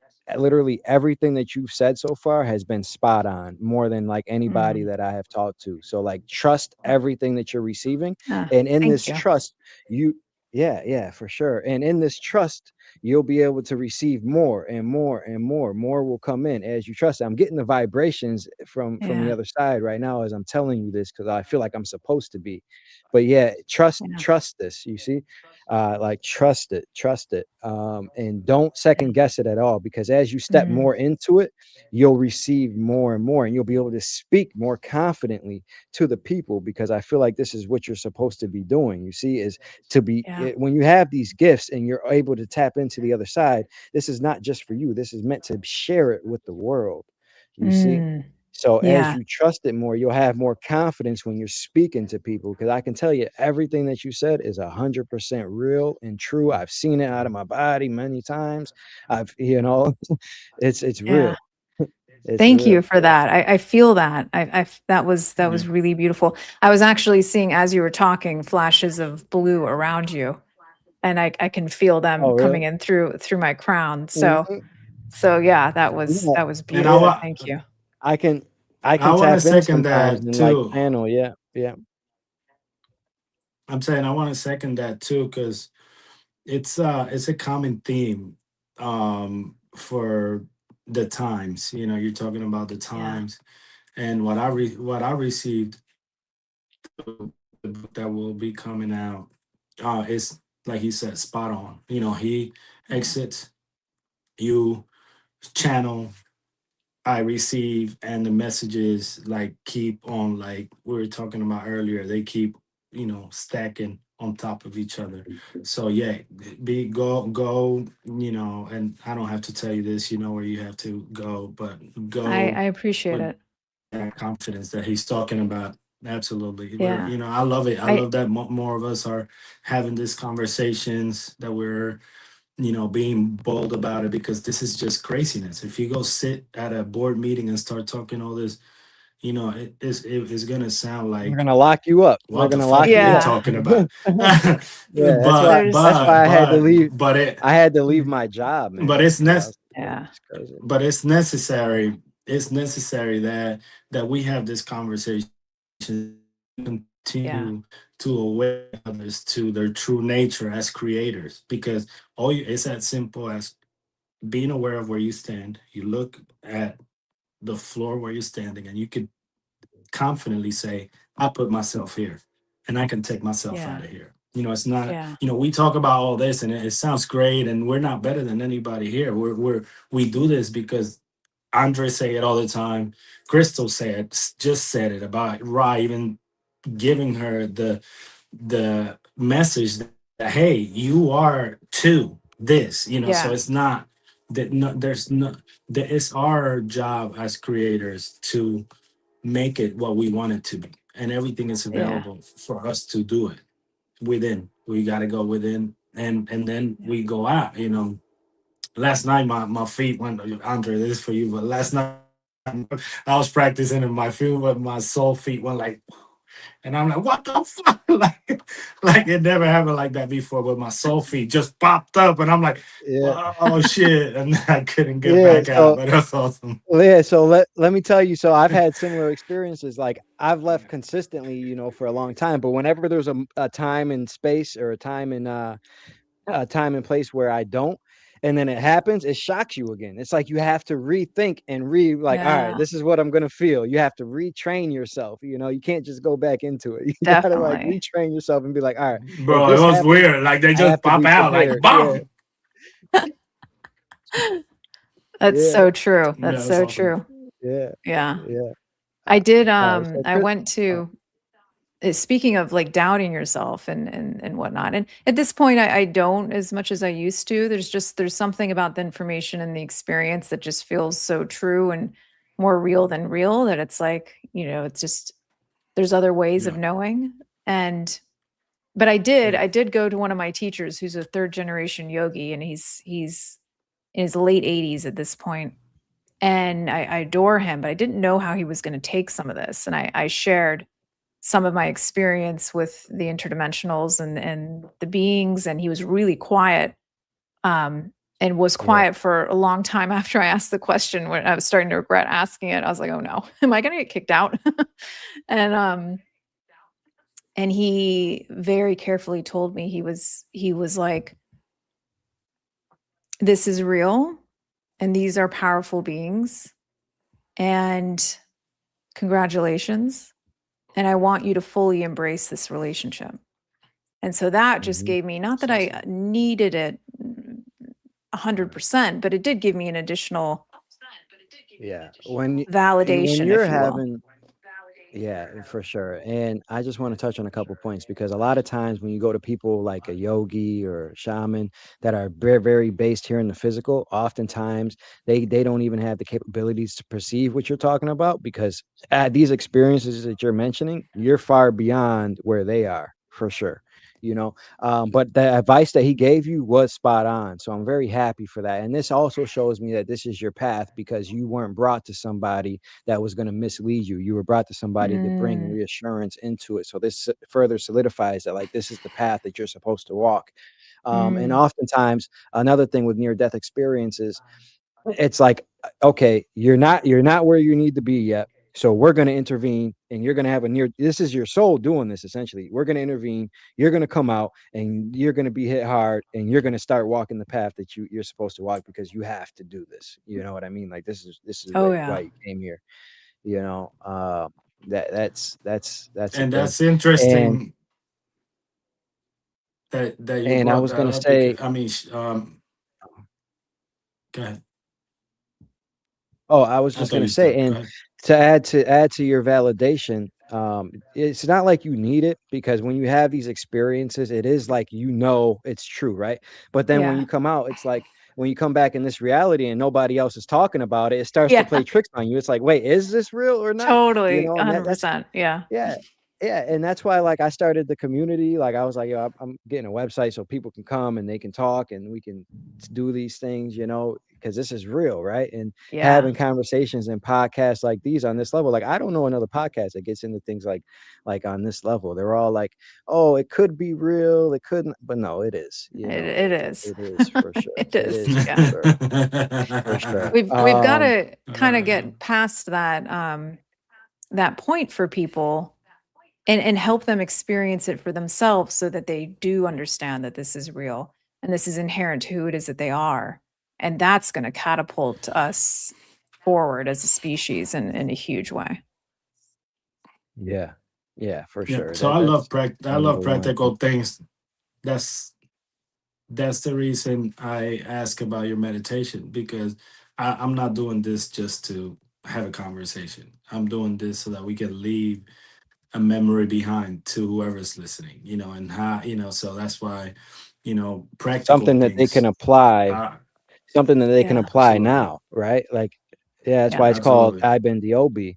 Bam came up with this idea because he was like, all right, all right, we're having all these experiences, but how do we bring this into the physical? So he came up with IBENDEOBE so we can discuss these things, like I'm the OBE guy, I'm the astral guy, and then Bam is the guy that's going to tell you, okay, well, this is how we're going to integrate these things and these experiences in this Mm, physical body. You know what I mean? Because that's what it's all about. That's what we're all here for, and having these experiences is to come back and tell others, okay, you don't even necessarily have to have the experience that I had, but you can take the knowledge that I got from it and apply this aspect of it into your life, and you can reach these states and things like that.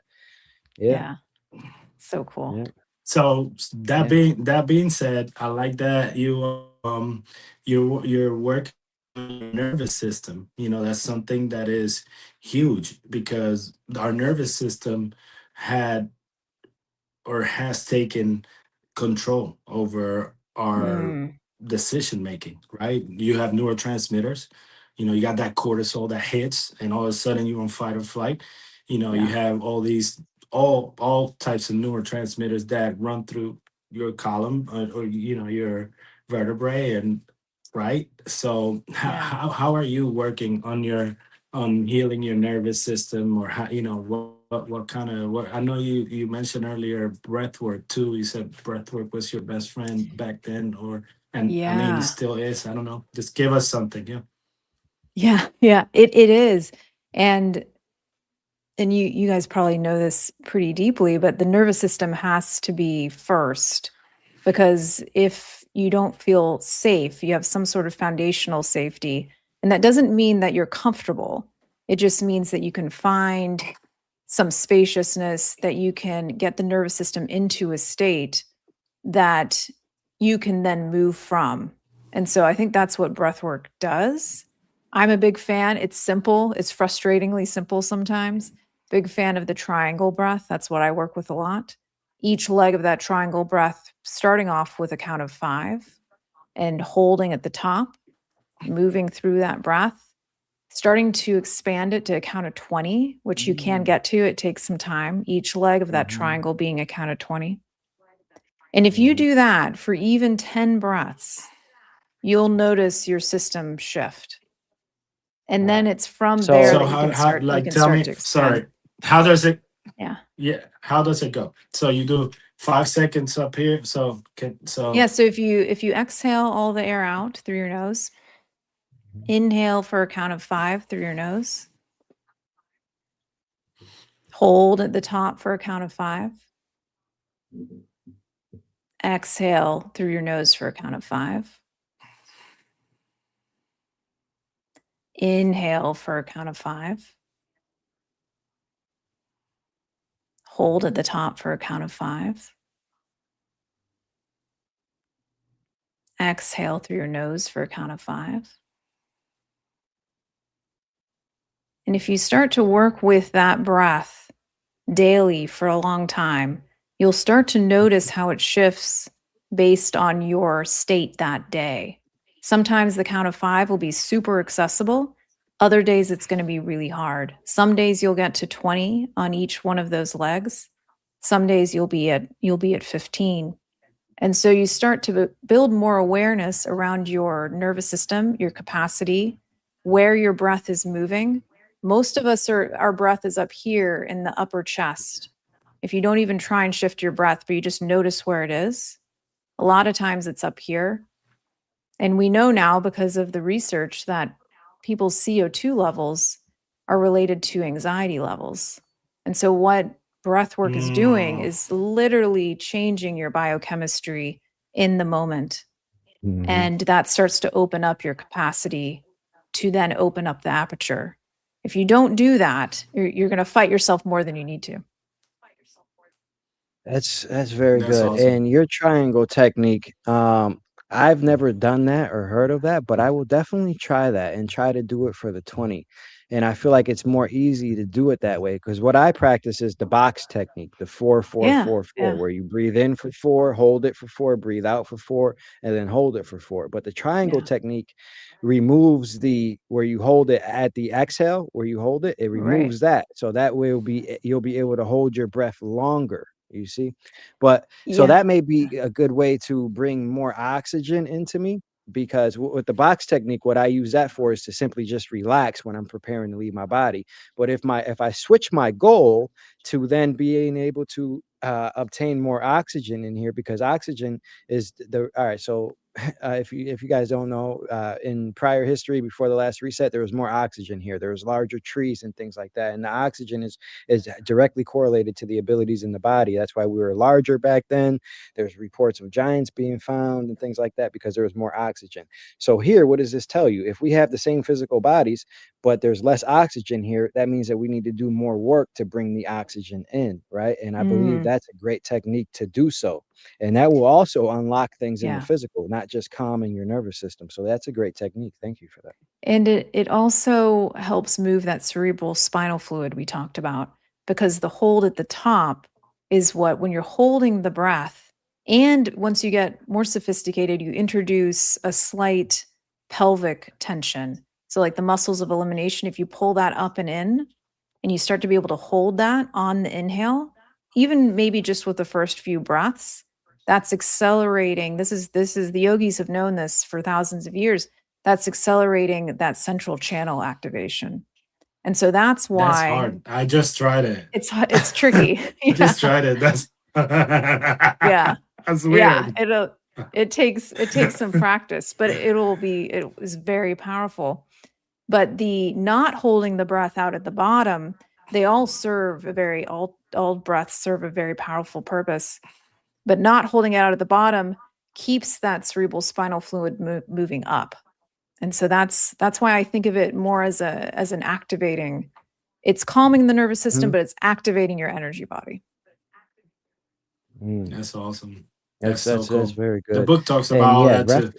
I'm like, what are you talking about? And like, it talks just like you'll read it. Hopefully, whoever reads it. But Yeah, it talks love about to. that. It talks about, I'm. It's done already. I have to publish and all that stuff. But anyways, it talks about it. I'm like, what are you? What is this? And now, like, it's pretty cool. It's a lot of stuff there that I didn't know at all. Whatever. But it's pretty cool. Yeah, But go Yeah. ahead, it's son. all important, Um, important knowledge. and yeah, and to touch while we're on this breathwork subject, I was doing some breath work one day. And I've never, really done these things, but as I was leaving my body, I'm like, all right, well, if that's true, then everything else that they say is true as well. So I'm like, all right, let me try this breath work thing. And I found this one technique where you take 2 deep breaths in and 1 deep breath out. And if you do this, like I'm talking all of your might, Oh, yeah, I like know what you're all of talking your might, about. yeah, and Yeah, control your breathing. Yeah, and then like in 5 or 10 minutes of doing that, your whole body will begin to vibrate. You'll lock up, you'll be yeah, like paralyzed. And it's a great opportunity once you reach that state to think of something and release it or activate something. If you're holding trauma in, if you yeah, do this technique where you breathe in, take 2 deep breaths in, but like it's with all of your might. And once you yeah, reach this state, you're able to actually release trauma in your body. Like I was doing this with somebody, I won't mention the name, and she actually was able to release trauma. She had trauma in her sacral chakra from past yeah, experiences and things like that. And after this breath work, I'm like, she was like, well, what does it do? I'm like, well, for me, I just I get energized. Like I used to do that before I went to work. Like, it just energized me. But so I didn't tell her like, hey, I didn't tell her like, hey, you may experience this. So after the breath work, she was like, her pelvis like locked up and like she felt it physically, and she was like, yeah. it's because I had trauma there, and she was able to release it. So like breath work is a very powerful tool, a very powerful It's so tool. powerful, and it's really interesting you mentioned that breath, because that's the breath I was doing after my near death experience to reset my nervous Mm, system and to release the trauma of being out of the body and the pain. And I attribute it, it's intense, it's an intense breath, but it helps you get past the analytical mind straight into that trauma and the shadows that you would have a hard time accessing otherwise. And so it was a big part of my healing.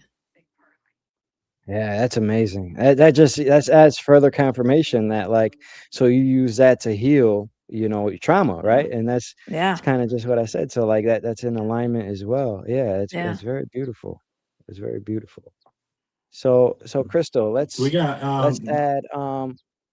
let's add let me ask you, what is another experience through meditation or channeling, another insight from one of these experiences that you're able to remember and share with us possibly?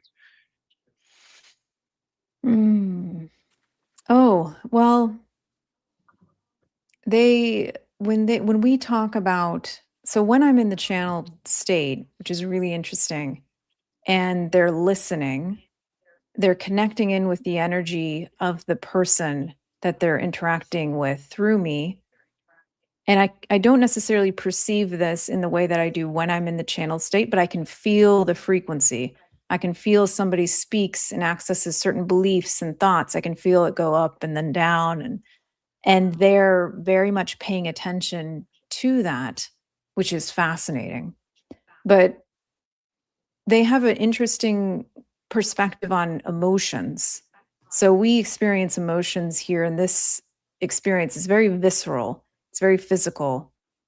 And they perceive it as such a gift because they don't experience emotion in that way. They have experiences Mhm. of frequency, but they don't have that visceral emotional experience. So at one time when I was somebody I was channeling for, and I've only done it for friends and family so far, they were talking about the sadness that they were feeling. And the message that came through was like, oh, sadness, it's so interesting. They were just like fascinated by it. And the person was like, huh, I guess I never thought of my sadness as being an opportunity. And they see all emotion as an opportunity, Mhm. as an ability to learn. Mhm. And so they encourage us to go into it and to not be afraid of it, and to allow ourselves to feel it deeply and to be with it and to learn what the wisdom is in that experience of frequency. Not to live there, but to fully accept and be with it. And then it naturally dissipates if you do that. It naturally moves you up the funnel of consciousness when you do that. And it's an ability that we all have, but many of us are so afraid of feeling that we push against it. And so it sticks with us. And that's what creates tension in the body and physical challenges is the lack of knowledge that that's how you can use emotions for your benefit and your wisdom. To feel it, integrate, sit with it, and then release it. Because if you don't do those things, it stays with you. And let's touch on when you said when you mentioned because they don't feel emotions the way we do on the other side. And I'm going to go ahead and agree with that statement 100%, because when I was out of my body, for me specifically, when I was viewing my other lifetimes and stuff, it was like I was feeling like happy. It was just like a frequency, like just a feeling, like it wasn't an emotion. It was just like a feeling, right? It was just like I was just so happy. And even when I was reviewing, things that I've done wrong or like was messed up, I was just like, well, why would I do that? Like that was stupid, But you also have this perspective, like you're outside of the game and nothing really matters and things like that. So I'm going to go ahead and agree with that completely. Other people have said that, oh, it was the biggest pain that they've ever felt and things like that. But for me, it wasn't like that. It was just like, all right, I'm already in this high vibration. I messed up in this game, but it was just a temporary experience, And here, and this is why I was trying to explain how relationships here are so meaningful. And they're like, well, what do you mean? Isn't there unconditional love on the other side and things like that? I'm like, yes, there is. Like, but relationships here are so meaningful because it's like you're in this physicality and it's like you feel it more. Your emotions are more in tune. Like the physical touch is different. Now, the physical pleasures that you experience on the other side, there's still physical touch. There's still all of those things, but it's like you feel them differently here. It's just a difference. It's not like better or worse. It's just different. It's I would say. different. It's different. It's more visceral. Yeah.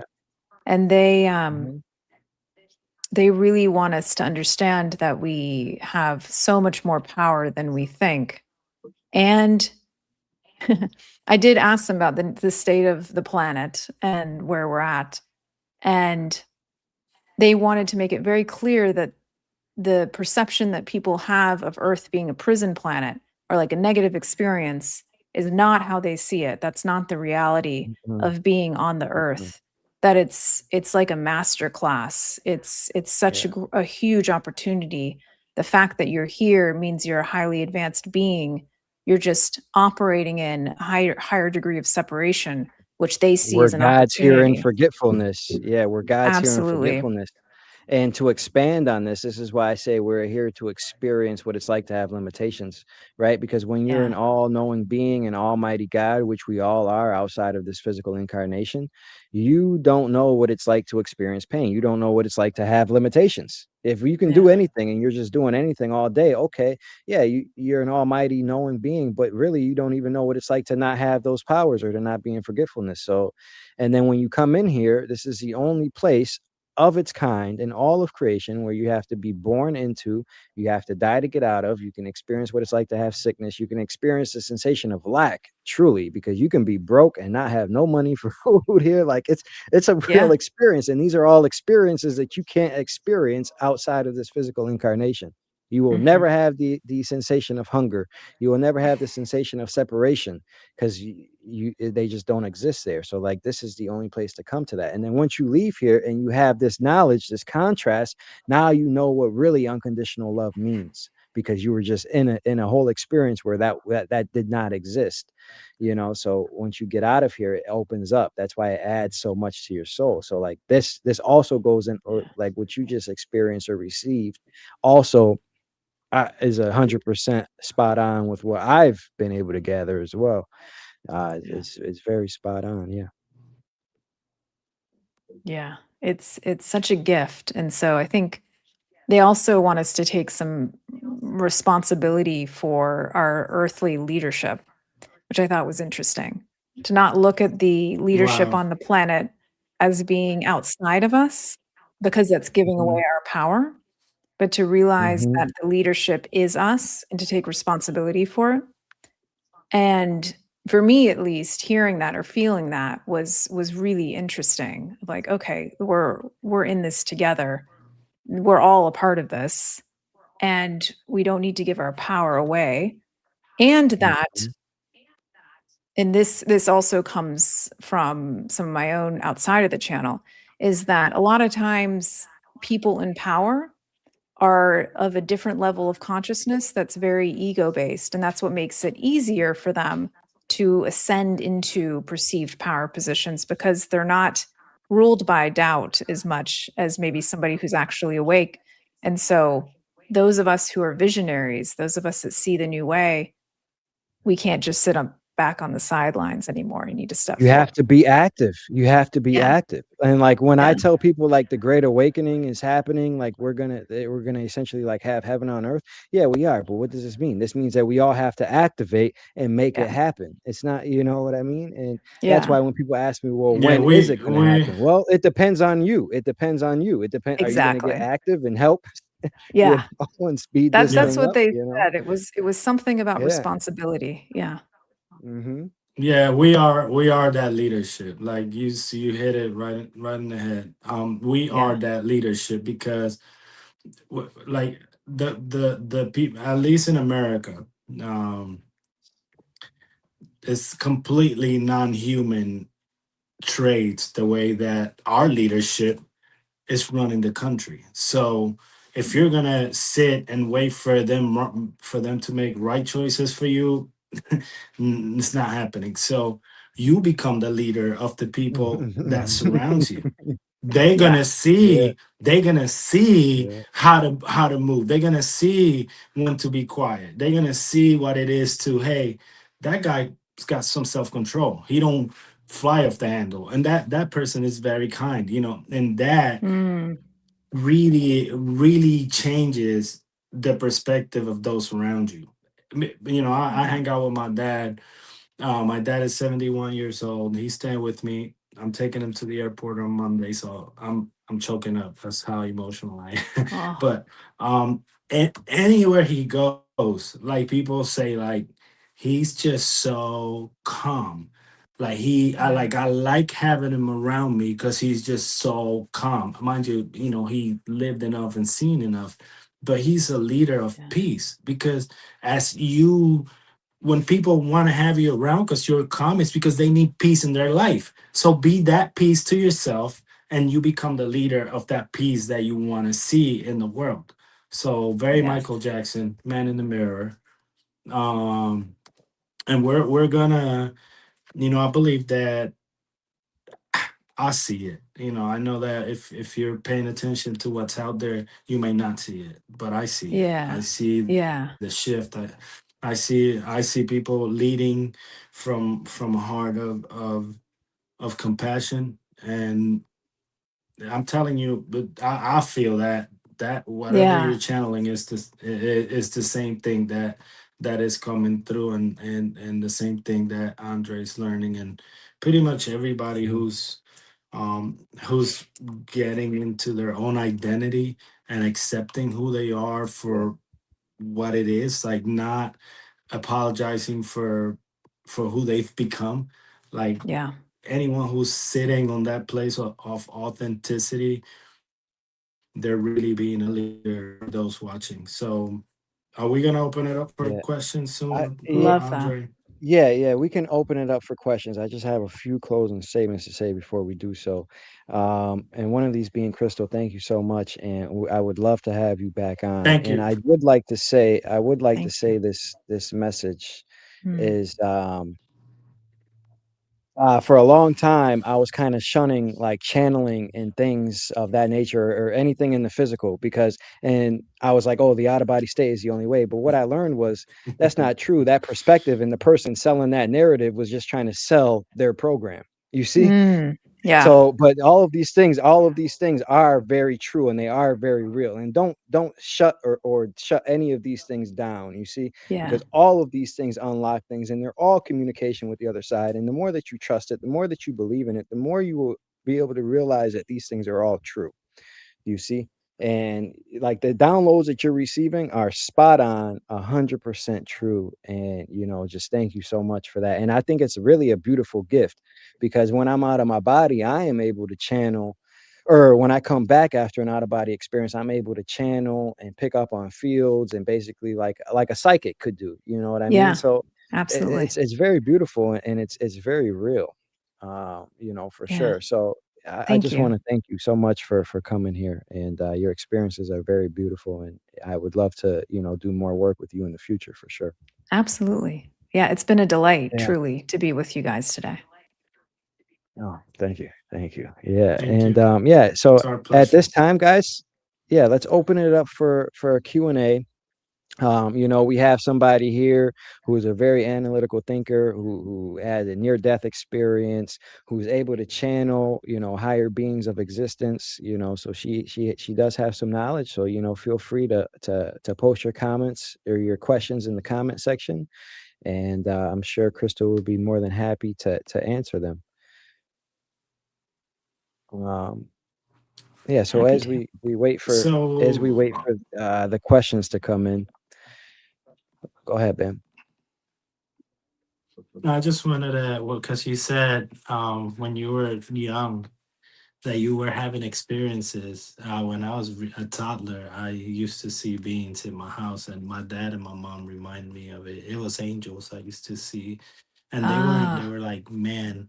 They were like men of different races in every door in my house, and they reminded me of this. Like this is I was that little that I don't. But what kind of experiences you had when you were little or a kid? interestingly, I didn't have much contact when I was little. I didn't grow up seeing ghosts. It was pretty shut off growing up. I did have a feeling that there was more, and I was definitely one of those kids that was just kind of different. And once I started getting deeper into meditation in my 20s, I did start to perceive ghosts, or what I call disembodied consciousness.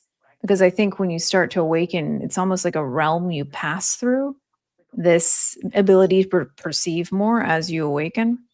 And so I developed at first it was kind of scary, and I also experienced some dark entities. Those are real. They're a part of this experience. But I don't experience those dark entities anymore, because I think once you pass that frequency, they're really not able to meet you anymore. But I have an appreciation for those realms because it teaches you your power, and that ghosts really are just patterns of energy left behind to their compulsions. And I started doing work with them to help them move into coherence with the whole consciousness. And Mm-hmm. darker Helping them move entities, on. Yeah. helping them move on. And the darker entities are the same thing. They're just patterns of energy with a little bit of intelligence. And we tend to give our power over to them because we perceive them to be so scary. And I've seen things that, like, Mhm. any scary movie you would be terrified of, like, but Yeah. it Yeah. started to get laughable because they would try and mess with me, and I had just grown too strong, and they can't infiltrate. And I had a whole, like, showdown with one of these really terrifying beings. But it was just almost kind of funny and comical at a point, because I was like, you can't, I know my light, I know who I am, and that's what Yeah. that realm asks of us. And if we're still in our fear, I totally understand that, but just know that that's what that experience is asking of you, is for you to realize your power. And as soon as you do, they're not compatible with your It's like experience they anymore. fall. Not It's not like the only whole thing will just not go away. Yeah. As soon Yeah. as you. not Mhm. only are they not compatible, but they're learning from you. When you stand your Yeah. ground, Mhm. They sit there and they say, how, when I can scare most Yeah, souls, but this one. And what they do is they start learning, and they, like you said, a bunch of things on that sentence, and one of them is that they act with little intelligence, and that is very truth, because what happened is yeah, that they took a little bit of information and they went too wide with it, and they didn't grow roots. So they don't have, totally. they're in they're in ignorance too. So when they see a soul Yeah, that is not in ignorance, that is aware of who they truly are, they're like, hold on, this person is not cocky. They stand in their yeah, ground, and I can't, because that's all they do, scare you. I've been there too. And but if you can show them the way towards freedom, they will learn from you. And that, again, you're leading. We are here to lead even more than you. Actually, human are here to lead, because we say, why are we doing this? Why? Like, why? Have you ever thought about that? Why are we on earth? We're here to mm, lead others to follow our example, to model what it is strength, to model what it is courage, to model what it is mm, unconditional love. Because these beings, they don't got it like us. When you have these channels talking about emotion, yeah, they don't have it like us, because we have it to guide us. Like, emotions are not supposed to take you anywhere. They're supposed to guide you. They tell you, hey, that sadness is because you're thinking this, and you can hmm, bring it back, experience it. But that is that's where we're advanced, because we already are leaders. We can model what others should be like. And these beings are, that's whenever they're around, I'll tell them, like, you got to sit here and learn, or if you don't want to learn, you can go now. And they learn. I love that perspective. Yeah. I've never thought of it as they're learning from you, but that makes total sense to me. But Yeah. Yeah, because it's fresh, it's new, another it's fresh. Because hold on, Andre, what happened is that we have been conditioned to have enemies. We have been conditioned to Mm, say, I'm greater than you, and you're evil, and I'm good. And that's not it. We're at a point yeah, in time now where everything is merging, so you can't see them as your enemy. You can't see them as them coming after you, or yeah, the makers of evil, or the makers of pain and suffering. None of that. We have to yeah. drop all judgment, because if not, unconditional love is not going to flourish in the way that humanity needs it in this stage. Go ahead, Totally Andre. I'm agree. sorry. yeah. Because when you're in your power, you're in your love. That's the state of Hmm. being that you're in. So Hmm. that makes complete sense. Yeah, and everything that you guys just said, I actually just did a video on this. What it can be boiled down to at its fundamental truth is the dark entities are just in forgetfulness, because when you're in remembrance of who you are in complete love, unconditional love. Yeah, You are the light, right? So darkness is in forgetfulness. That's how they can Ignorance. be described as, yeah, yeah, ignorance. You see, and that's why they learn, and things like that. You're helping them to remember, get back to the truth of things, is that, hey, we're all one, we're yeah. all unconditional love, and all of those things. Yeah. All right, so we got some questions that came in. um uh Jeffrey asks, Crystal, how often do you get these encounters or downloads? If you are having these meditations up to 4 hours, which is Mm. impressive, by the way. Mm. I Jeffrey, agree. it used to be once in a while. But in the last year, 2 years, it's accelerated to almost daily, to be honest with you. So it's a lot to integrate and practice, and that's why I spend so much time in my practice, is to not just expand out into the experience, but then I do the work towards the end to bring it down into the physical, which also takes some time.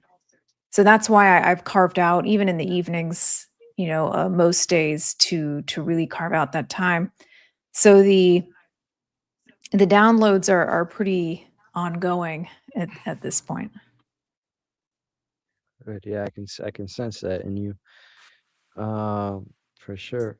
And the other thing I'll mention, because this wants to come through too, is the ET contact. So the channel is a download through interdimensional, highly evolved consciousness. There's a few levels down from there. They also have a relationship with these more physical ETs who are also interdimensional. And there's a grassroots approach to contact that's happening on the planet right now that they're also a part of in collaboration with these beings. And they are very much in my experience right now, almost daily. I have some form of communication with these other beings who are in physical ships, like outside my house a lot. So I'm learning in that realm as well. Yeah, they are on it right now. So that's also when interesting. you say that's very true as well, because where do you think the ETs get their knowledge from? Because they come in forgetfulness as well. They just have evolved to a point where they're able to channel and they are interdimensional. And to break this down for people, because I try to make sense of reality in a way. When we say that they're interdimensional, what does this mean? This means that they're able to traverse the realms, right? Because they're in a higher realm than us, realm 2. So when we say that they're interdimensional, it means that they're able to shift from their realm, their world, into ours. You see, they can materialize here as well. Some of them are here. But yeah, for sure. Yeah, they are. So Bam Irene asks, did you say to work up to 20 for the triangle breathing? Did you say to work up to 20 repetitions or work up to a count of 20 starting at 5? So really both. So if you work up to start with a repetition of 10, so 10 full triangle breaths, and then start to play with a repetition of 10 with a count of 5 per leg of that triangle, and then start to work with that repetition of 10 to expand the count on each leg of the triangle. Start with 5, work to 10, work to 15, see if you can get to 20. And when you do the count, you don't have to do it like 1 Mississippi, 2 Mississippi. You can go 1, 2, 3, 4, 5. It doesn't have to be rhythmic. It's rhythmic. It's rhythmic. Yeah. And the multiple things are happening there. You're increasing your relationship with your breath, so you have more awareness of how it's moving. You're shifting that. And then once you get comfortable with that, start to work up towards a repetition of 20 and do the same thing with the length of 5, 10, 15, 20. And that, I'm really bluntly, that'll change your life, that breath, if you stick with it. So what you're saying is, when you're talking about the 5, so what you're saying is you would breathe in for 10 and then hold it for 5 and then breathe out for 10? So I do equal legs of the Oh. breath for timing. So inhale for 5, hold for 5, exhale for 5, inhale for 5. So all legs of the triangle are equal in breath. And then you're playing with extending the length of each one of those legs of the triangle over time. But to make it really easy at first, do a count of 5 for each of the 3 elements of the breath. Do a repetition of 10 of those and see how you feel. Oh, I see. Yeah. Okay. So we have another question. Seeker Consciousness asks, can you explain more on helping out these spirits, please? Oh. Yeah. Ooh, I like that question. I haven't shared this with too many people. So what I experienced with the ghost realm is that most of the kind of fragmented consciousness, it's loving, it's just confused. And I don't fully understand how it all happens. All I know is that when I go into that realm, and what I do is in the astral, go into that realm and I can meet them, I talk with them, I get invited places. So that was really trippy. All of a sudden I'll end up in somebody's home or an old home. And the most maybe useful experience that I'll share, I got called into a home. There was one ghost there and she showed me, I got to see her entire life. And see it through her eyes, and it was beautiful. And she was in a lesbian relationship with another woman, and they had had amazing love affair. They deeply loved each other, and she had died suddenly, pretty young. And the woman was still alive that was left in the physical. And so she showed me, she was like, this is why I'm staying. You know, I'm staying because of love. And I conversed with her and I said, yeah, but this isn't life. This isn't life. And as soon as I said that, I get chills still. As soon as I said that, her heart space started to open, and she looked down and the light was starting to come into her heart space. And she was like, oh gosh, what's happening? Wow. And I was like, no, feel the love, let the love in. And then she expanded into light. And so as soon as that Wow. happened, about 20 other That's ghosts beautiful. showed up. And Like, so hey, I help had, me, help me, help me. Yeah. I was like, oh gosh. And then Yeah. each one of them, we did the same thing. I was like teaching a class, and I showed them love is how they recombine with wholeness. And so each one of them was reconnecting to their love, which was important because the capacity for consciousness in that state, it's almost like a toddler consciousness. So you can't be too complex with it. You have to be very simple, as though you're Because they have to interacting with wake a up and toddler. remember it themselves. Yeah. Yeah. And to help people understand this a little bit, because, this can put people into fear, like, oh, when I die, could I be a lost soul and things like that? Well, the bottom line truth is, your thoughts go with you when you die. When you have an out-of-body experience, a near-death experience, your level of consciousness and your thoughts go with you. So if you're asleep here, it is possible for you to still be in that slumber there and not know these things until you're able to ask for it or open up. This also plays into the fact that we are our own ultimate authority and creators of our reality. So until you're ready to open up to it, or something sparks you to remember and be like, oh yeah, there is more. Or if you're too if you hold too much pain or stress here, you're going to stay close to the physical realm, because you're going to be checking on your loved ones, or you're going to be tied to Yeah. here if you have too many physical desires or things like that. But then that's why when you mention them, that, oh yeah, love, feel it, and then they're able to transcend to the higher realms, planes of existence, their heaven or whatever. You see, Yeah. that's what's going on. Because I've seen my friend.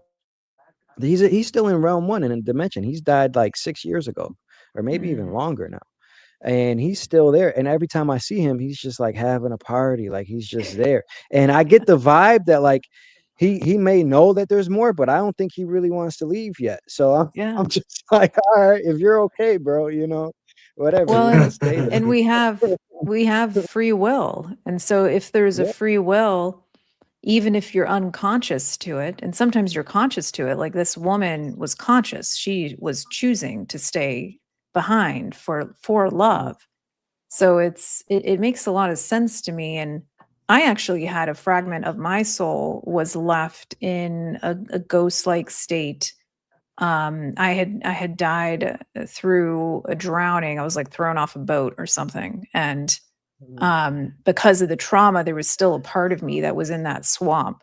And so I had to go back there, Mm, release that stuck mm. consciousness, and bring it all back in. So it doesn't mean you've done anything wrong. It's kind of like the nature of Yeah, the separation. And so we're just kind yeah. of, we learn how to bring it all back together. Yeah, it's just, and it just boils down to that you are your own free will. And I believe that everybody here listening, like, there's enough gems in this episode alone to, when they do experience this, because we all will experience this one day. When Yeah. you do experience it, you'll know enough to be okay, so don't have any fear. You will Yeah. know enough to not really experience this, unless you choose to, or have some heavy trauma that you need to release. Well, and your Uh, soul can never be damaged. Like it's yeah, infinite. it's You're an infinite yeah, being. And so any perception of being harmed is an illusion. that as well. That as Yeah. well. Let's see. Um, So I want to a piggyback off what lady. you said, Andre. So real Oh, go quick. ahead. So wherever you find yourself, right? Anywhere you find yourself, just know that you have the choice to move from that place. Same as here, and that's it. You could say that. You could say, well, I don't belong here. Time to Yeah. go. Yeah. Yeah, too. So Mariable says she has a question, or he has a question. A lady did a reading for me about one of my ancestors walks with me, being tribal with paintings and how that connected with Mm. my book that he's still writing. So he's saying, do spirits give us ideas? Oh yeah, for sure. 100%. Yeah, That's where the that's movie Avatar came from, is oh yeah. from the other side. But yeah, Especially as you open that aperture, one thing that happens is creativity just has to flow because you're accessing so much more information. It's like it's a compulsion, like you need to create something. And so I very much I'm writing or I'm just about done with a science fiction novel, and it's been absolutely Nice. a co-creation. It's I haven't written I it by may myself. read that. I don't Yeah. really read too many people's work, but I read yours because I know you're in tune. I'm For excited sure. about it. Yeah. Yeah, and what you said about you have to be creative. This is very important aspect because when you're channeling these things, the analytical mind and the need to think logically like humans do will limit things. So just let it flow. Don't think Yeah. too much. So when it comes to you, just do it. Whatever you get. You can make sense of it later after the channeling session's over. But whatever Yeah. you get, just write it down and take pieces of it, you know? Yeah, because Yeah, you're bringing it's something new into this dimension. You're bringing it from the unmanifest into the manifest, and there's there's guides. The indigenous people of this planet are a huge component of a lot of that creativity. Us better understanding their experience and their deep, deep wisdom. So I got a little ping there on that question and the indigenous wisdom, which is wanting to come in more fully into her experience now. So it's really important. beautiful. Beautiful. Tokyo Nick Tokyo one key says, please tell more about meeting Ra in the pyramids. That's a good one. Yeah, it's a unique energy. I've never encountered anything quite like it. It stands alone in that way. It feels really big, and I wish there were better words to share with you the feeling of Yeah, vastness. yeah. It feels like pure vastness and spaciousness and Mhm. a ton of intelligence and authority. And Ra comes through with a lot of authority. I And am Ra. yeah, yeah. Yeah.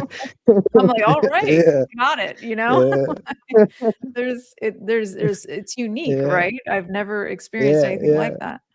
that. And he also told me that was a first introduction, and he will be a part of my experience when the time is right. I don't know when that time is, but that was a first meeting, and the big message was it was almost a little cheeky, now you'll understand what it really means to create.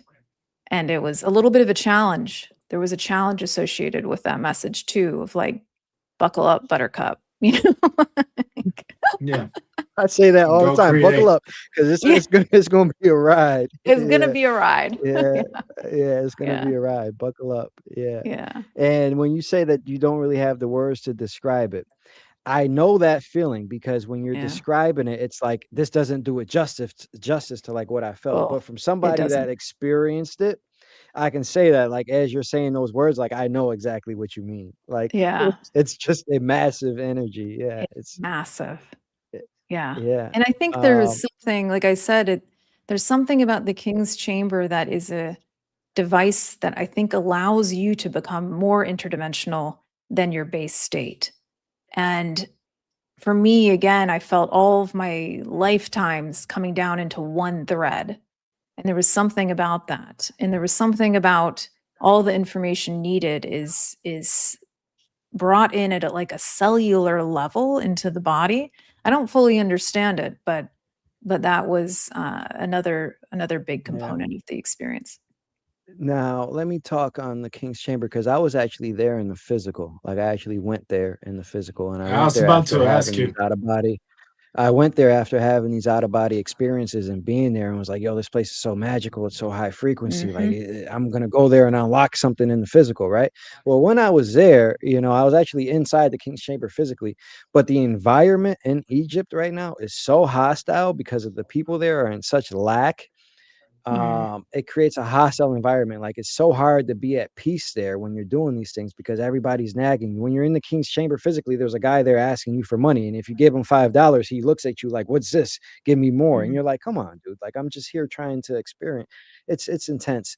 But so I just want to say, like, if you're trying to go there in the physical, it's almost not worth it. Like I would rather just go there out of my body, or in a Yeah, I mean, trance or I something. went with Billy Carson last year, and Oh, Oh, did you? Did you? yeah, Oh, that was yeah. how was that? How was his experience? Because I was wondering, like, how is he able to maneuver this environment?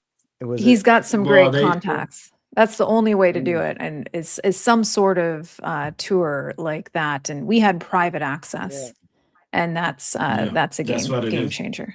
Yeah, Yeah, I was able Yeah. to go to places too with private access. You pay somebody off, they'll put you somewhere where yeah, they don't yeah. You are usually paying a take the lot of people general off, public. Yeah, you pay them off and they'll be like, "Okay, the general public can't come here, but you can but you because you gave me can. $50." Yeah, Like, it's all a right. weird Yeah, but exchange. It's a weird exchange. Yeah, yeah. But that's nice. So you were there physically as well. yeah, yeah. Yeah, nice, nice. Yeah. Um, all right. So Leeson asks, can we relate to him or her? I'm not sure. I'll get a Mm, random download or memory during the day when I'm doing something that is sort of mindless, and the download will be in the form of a visual place he's been. Yeah, mm, for sure. That's a typical vision. I would say mhm. typical vision, the download. Yeah.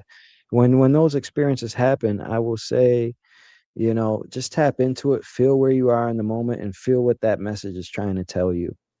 Something important may be trying to come through. This may be the start of like a psychic journey or tapping into the other side for sure. Yeah, I agree. Start to take yourself seriously in that regard. And journaling is one of my best friends. I have now dozens of journals. Because when you mentioned mindless state, which is interesting because that's when these experiences come through, is when your analytical mind can get quiet and still, and then you can receive because you're out of the way, so to speak. So that makes Hmm. a lot of sense to me. And I would write them down, and you'll probably connect more dots that way. Yeah. Yeah, for sure. For sure. Thank you for Let's that. see.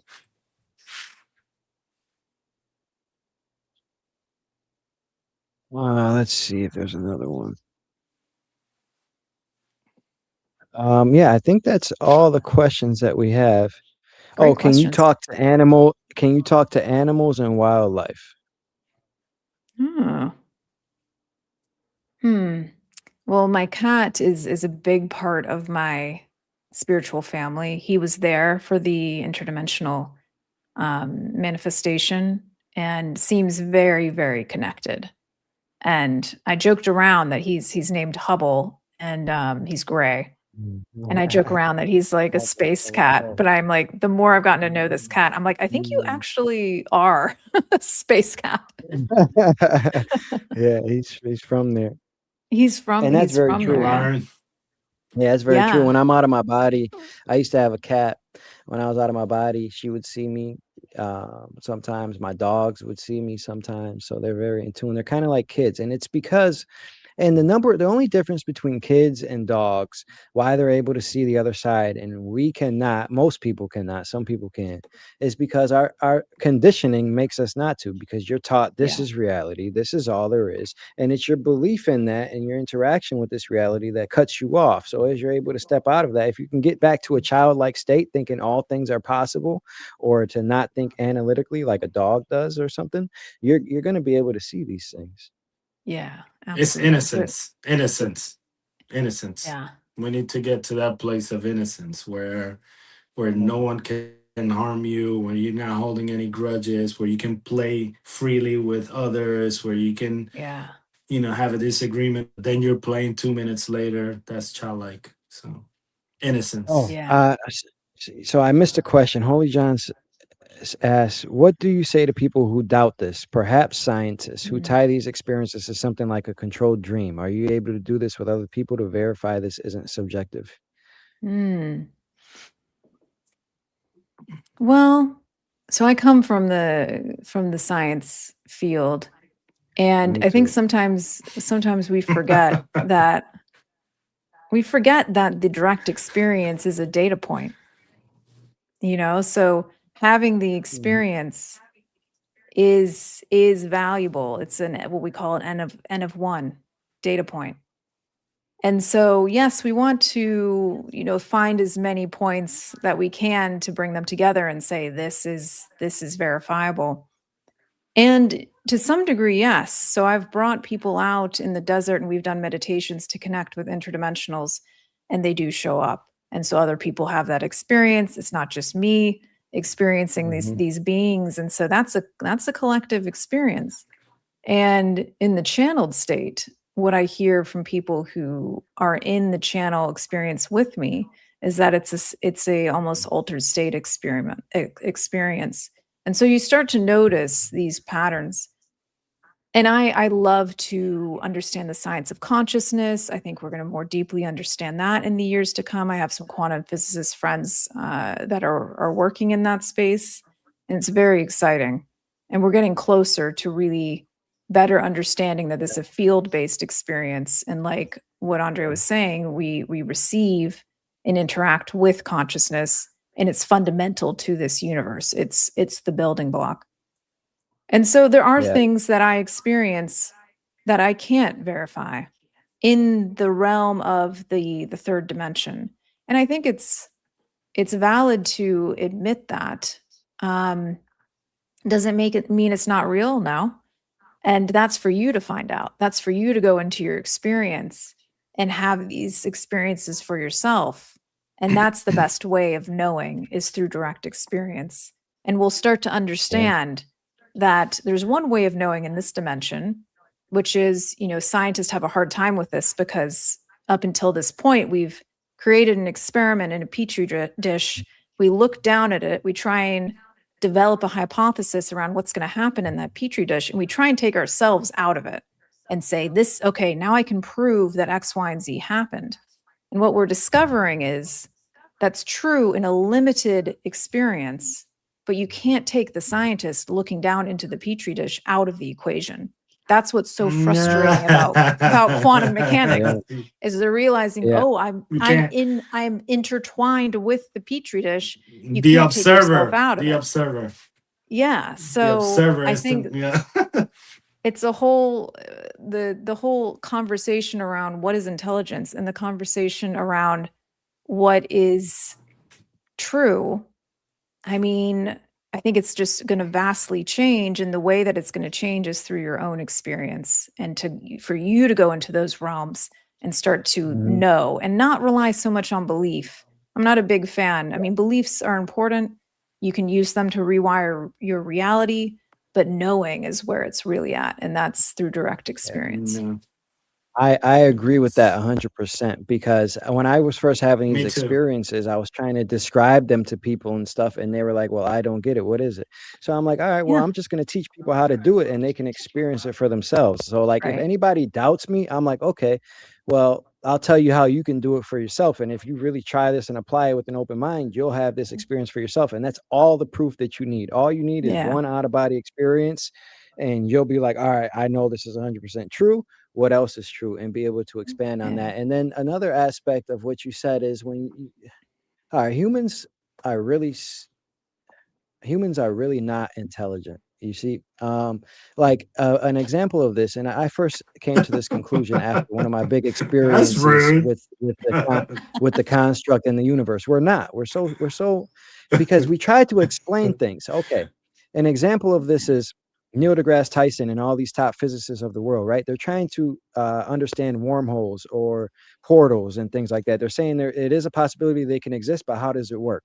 All right, well, out of my body, I've actually gone through portals. So how they work, it doesn't even matter. They're just there. They're just created by consciousness. Yeah. So yeah, so trying to explain this, like you don't need to know how your car works to get in it and drive it, right? You just Mm, create it. And outside of your body, you just create things, you manifest things instantly, right? So like a portal yeah. can be manifested instantly. So trying to explain this and manipulate it into human words and stuff, it's kind of not necessary. It's like, okay, we're trying to figure out what makes the sun in the sky, what creates that. Well, literally what created it was a being outside of the constraints of this physical reality said, hey, I'm going to put a sun in the sky. And then there literally just was. But trying to Yeah. explain it in mathematical terms, that's a human creation. Mathematics, physics, science, these are all human creations to try to explain the world that we're in, when really all you need to do is tap into yourself and realize that consciousness is the source of everything. So that's Yeah. kind of one thing that I've figured out. But also, I have also tried to explain things in human terms for people, like like the mechanics of the realm, and trying to classify things for people, because that is how we think. But Yeah. ultimately, I found that it's just not needed. Like you can just experience it, and then once you understand that, okay, consciousness is the source of all things, there's no need to explain it, because it just is. You just are, Yeah. kind of, Yeah. you know. And Yeah. similar to Yeah, I love everything you just said was really, really important. And it echoes what the collective says as well, is again, don't give your power over to belief or to person. We can, teachers, guides, we can point to the star and we can say, hey, look, it's pretty cool over there. You might want to check that out. But ultimately, yeah, it's up to you to go on that journey and discover it for yourself, because that's what's going to move every single one of us forward, is each individual taking it upon themselves to realize what's latent inside of you. It is you. You're just realizing it. it's And you. so It's you. a very personal experience. And so, and every awakening journey, every journey into those realms will be unique in some ways. And so that's for you Hmm. to And experience.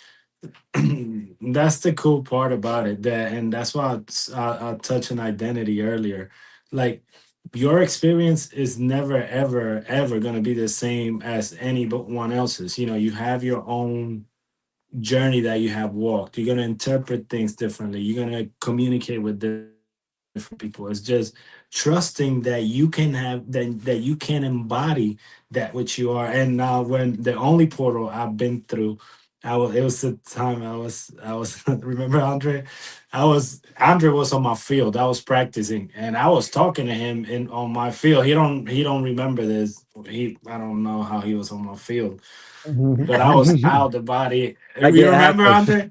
Yeah, Yeah, yeah, he yeah, yeah. um so I look to the side, I'm out the body, and I look and I see this little quarter size, like, hole, like Portal, right? light, Opening and up, yeah. yeah, portal. As soon as I looked at it, I went feet first. Yeah. Yeah, and I was in another dimension. There's a video on that much. I don't know which video it is, but go watch it. But anyways, I think you got any more questions, Andre? Yeah, yeah, we do. So this one is good because it's the same thing for me. Like I came from a science background and now I'm doing this. Yeah. Crystal, Jeffries asked, Crystal, are you still in the field and how are you navigating knowing what you know? He Yeah. asked this because he's a forensic investigator and he thinks he's going to find it Mm. hard. It is. It does get hard. I feel you, and I feel you, Jeffrey.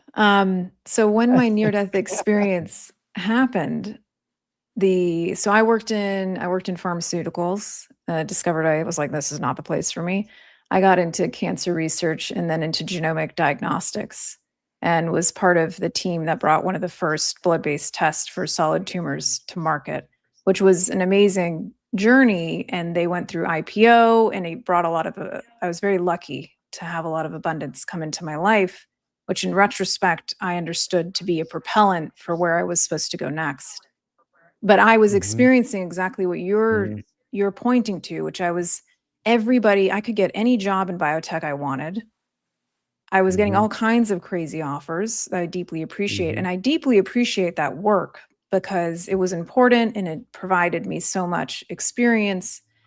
And there was something inside of me that said, it's over.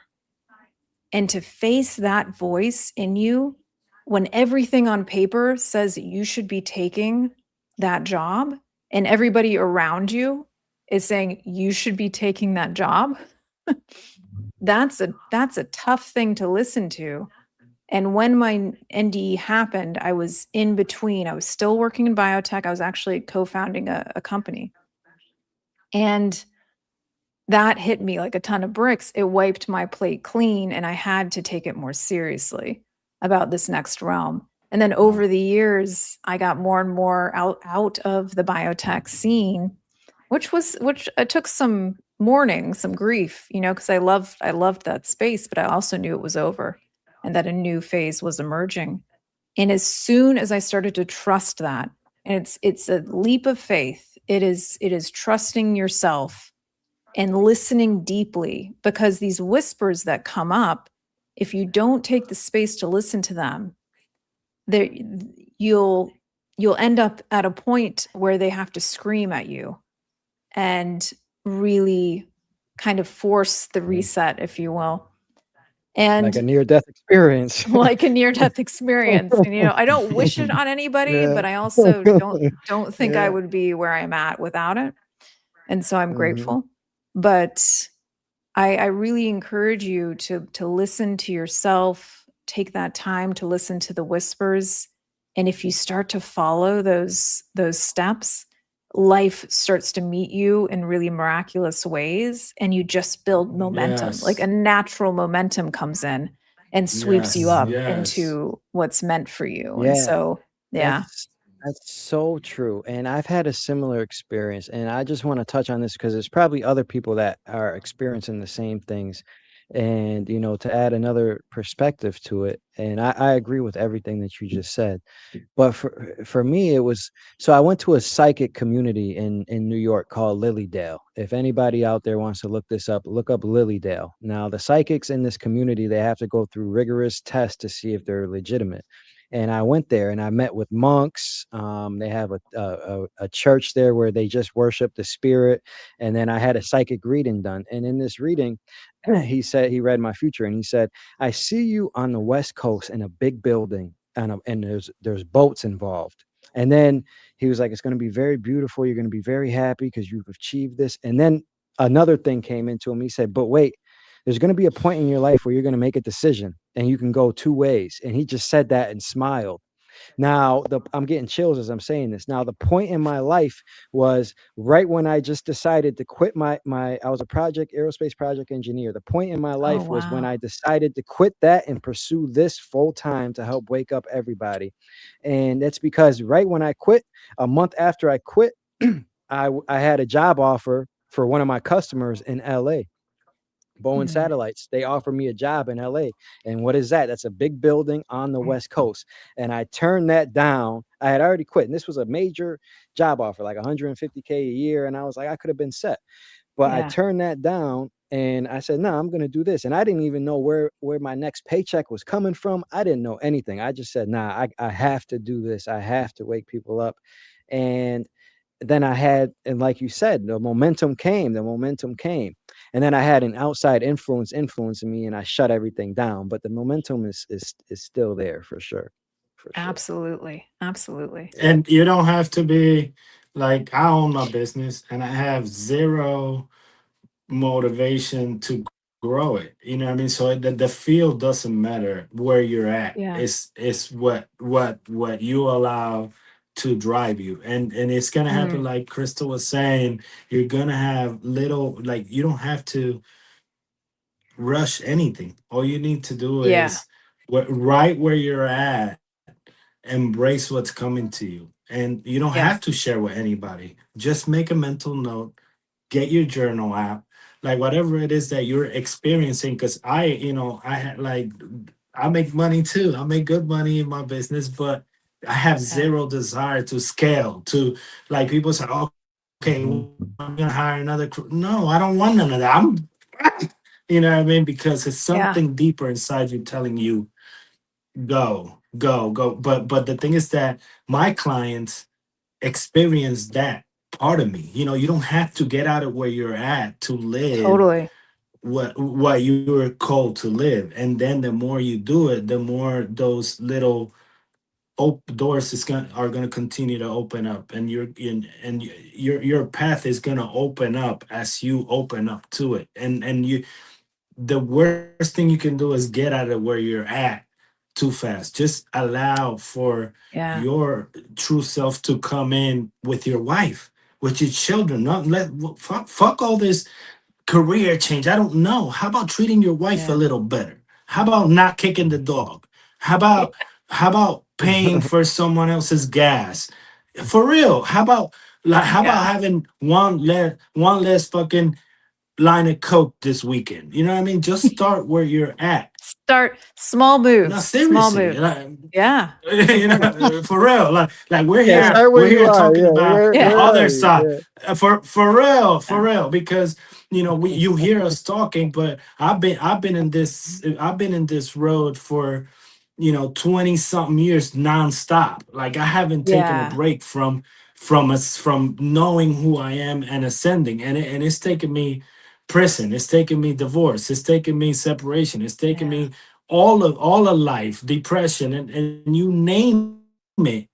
But don't stop moving. You don't have to make any sudden changes. Just stop to take one step today and another one Yeah. tomorrow. Put a Yeah, nickel there, a that's dollar true. there, and Now, Yeah. this is also how manifestation works, or when you're trying to build anything, right? If you're trying to build a large wall, what are you going to do? You're not going to just build the whole wall. No, you're going to build it one brick at Mm. a time, you see, yeah. until you lay one brick today, another brick tomorrow, another brick the next day. And then eventually Mm. you're going to look back and turn around and be like, wow, I have a whole wall. Now it's time to cross, or a whole bridge, or and Yeah. anything. Now it's time to and cross.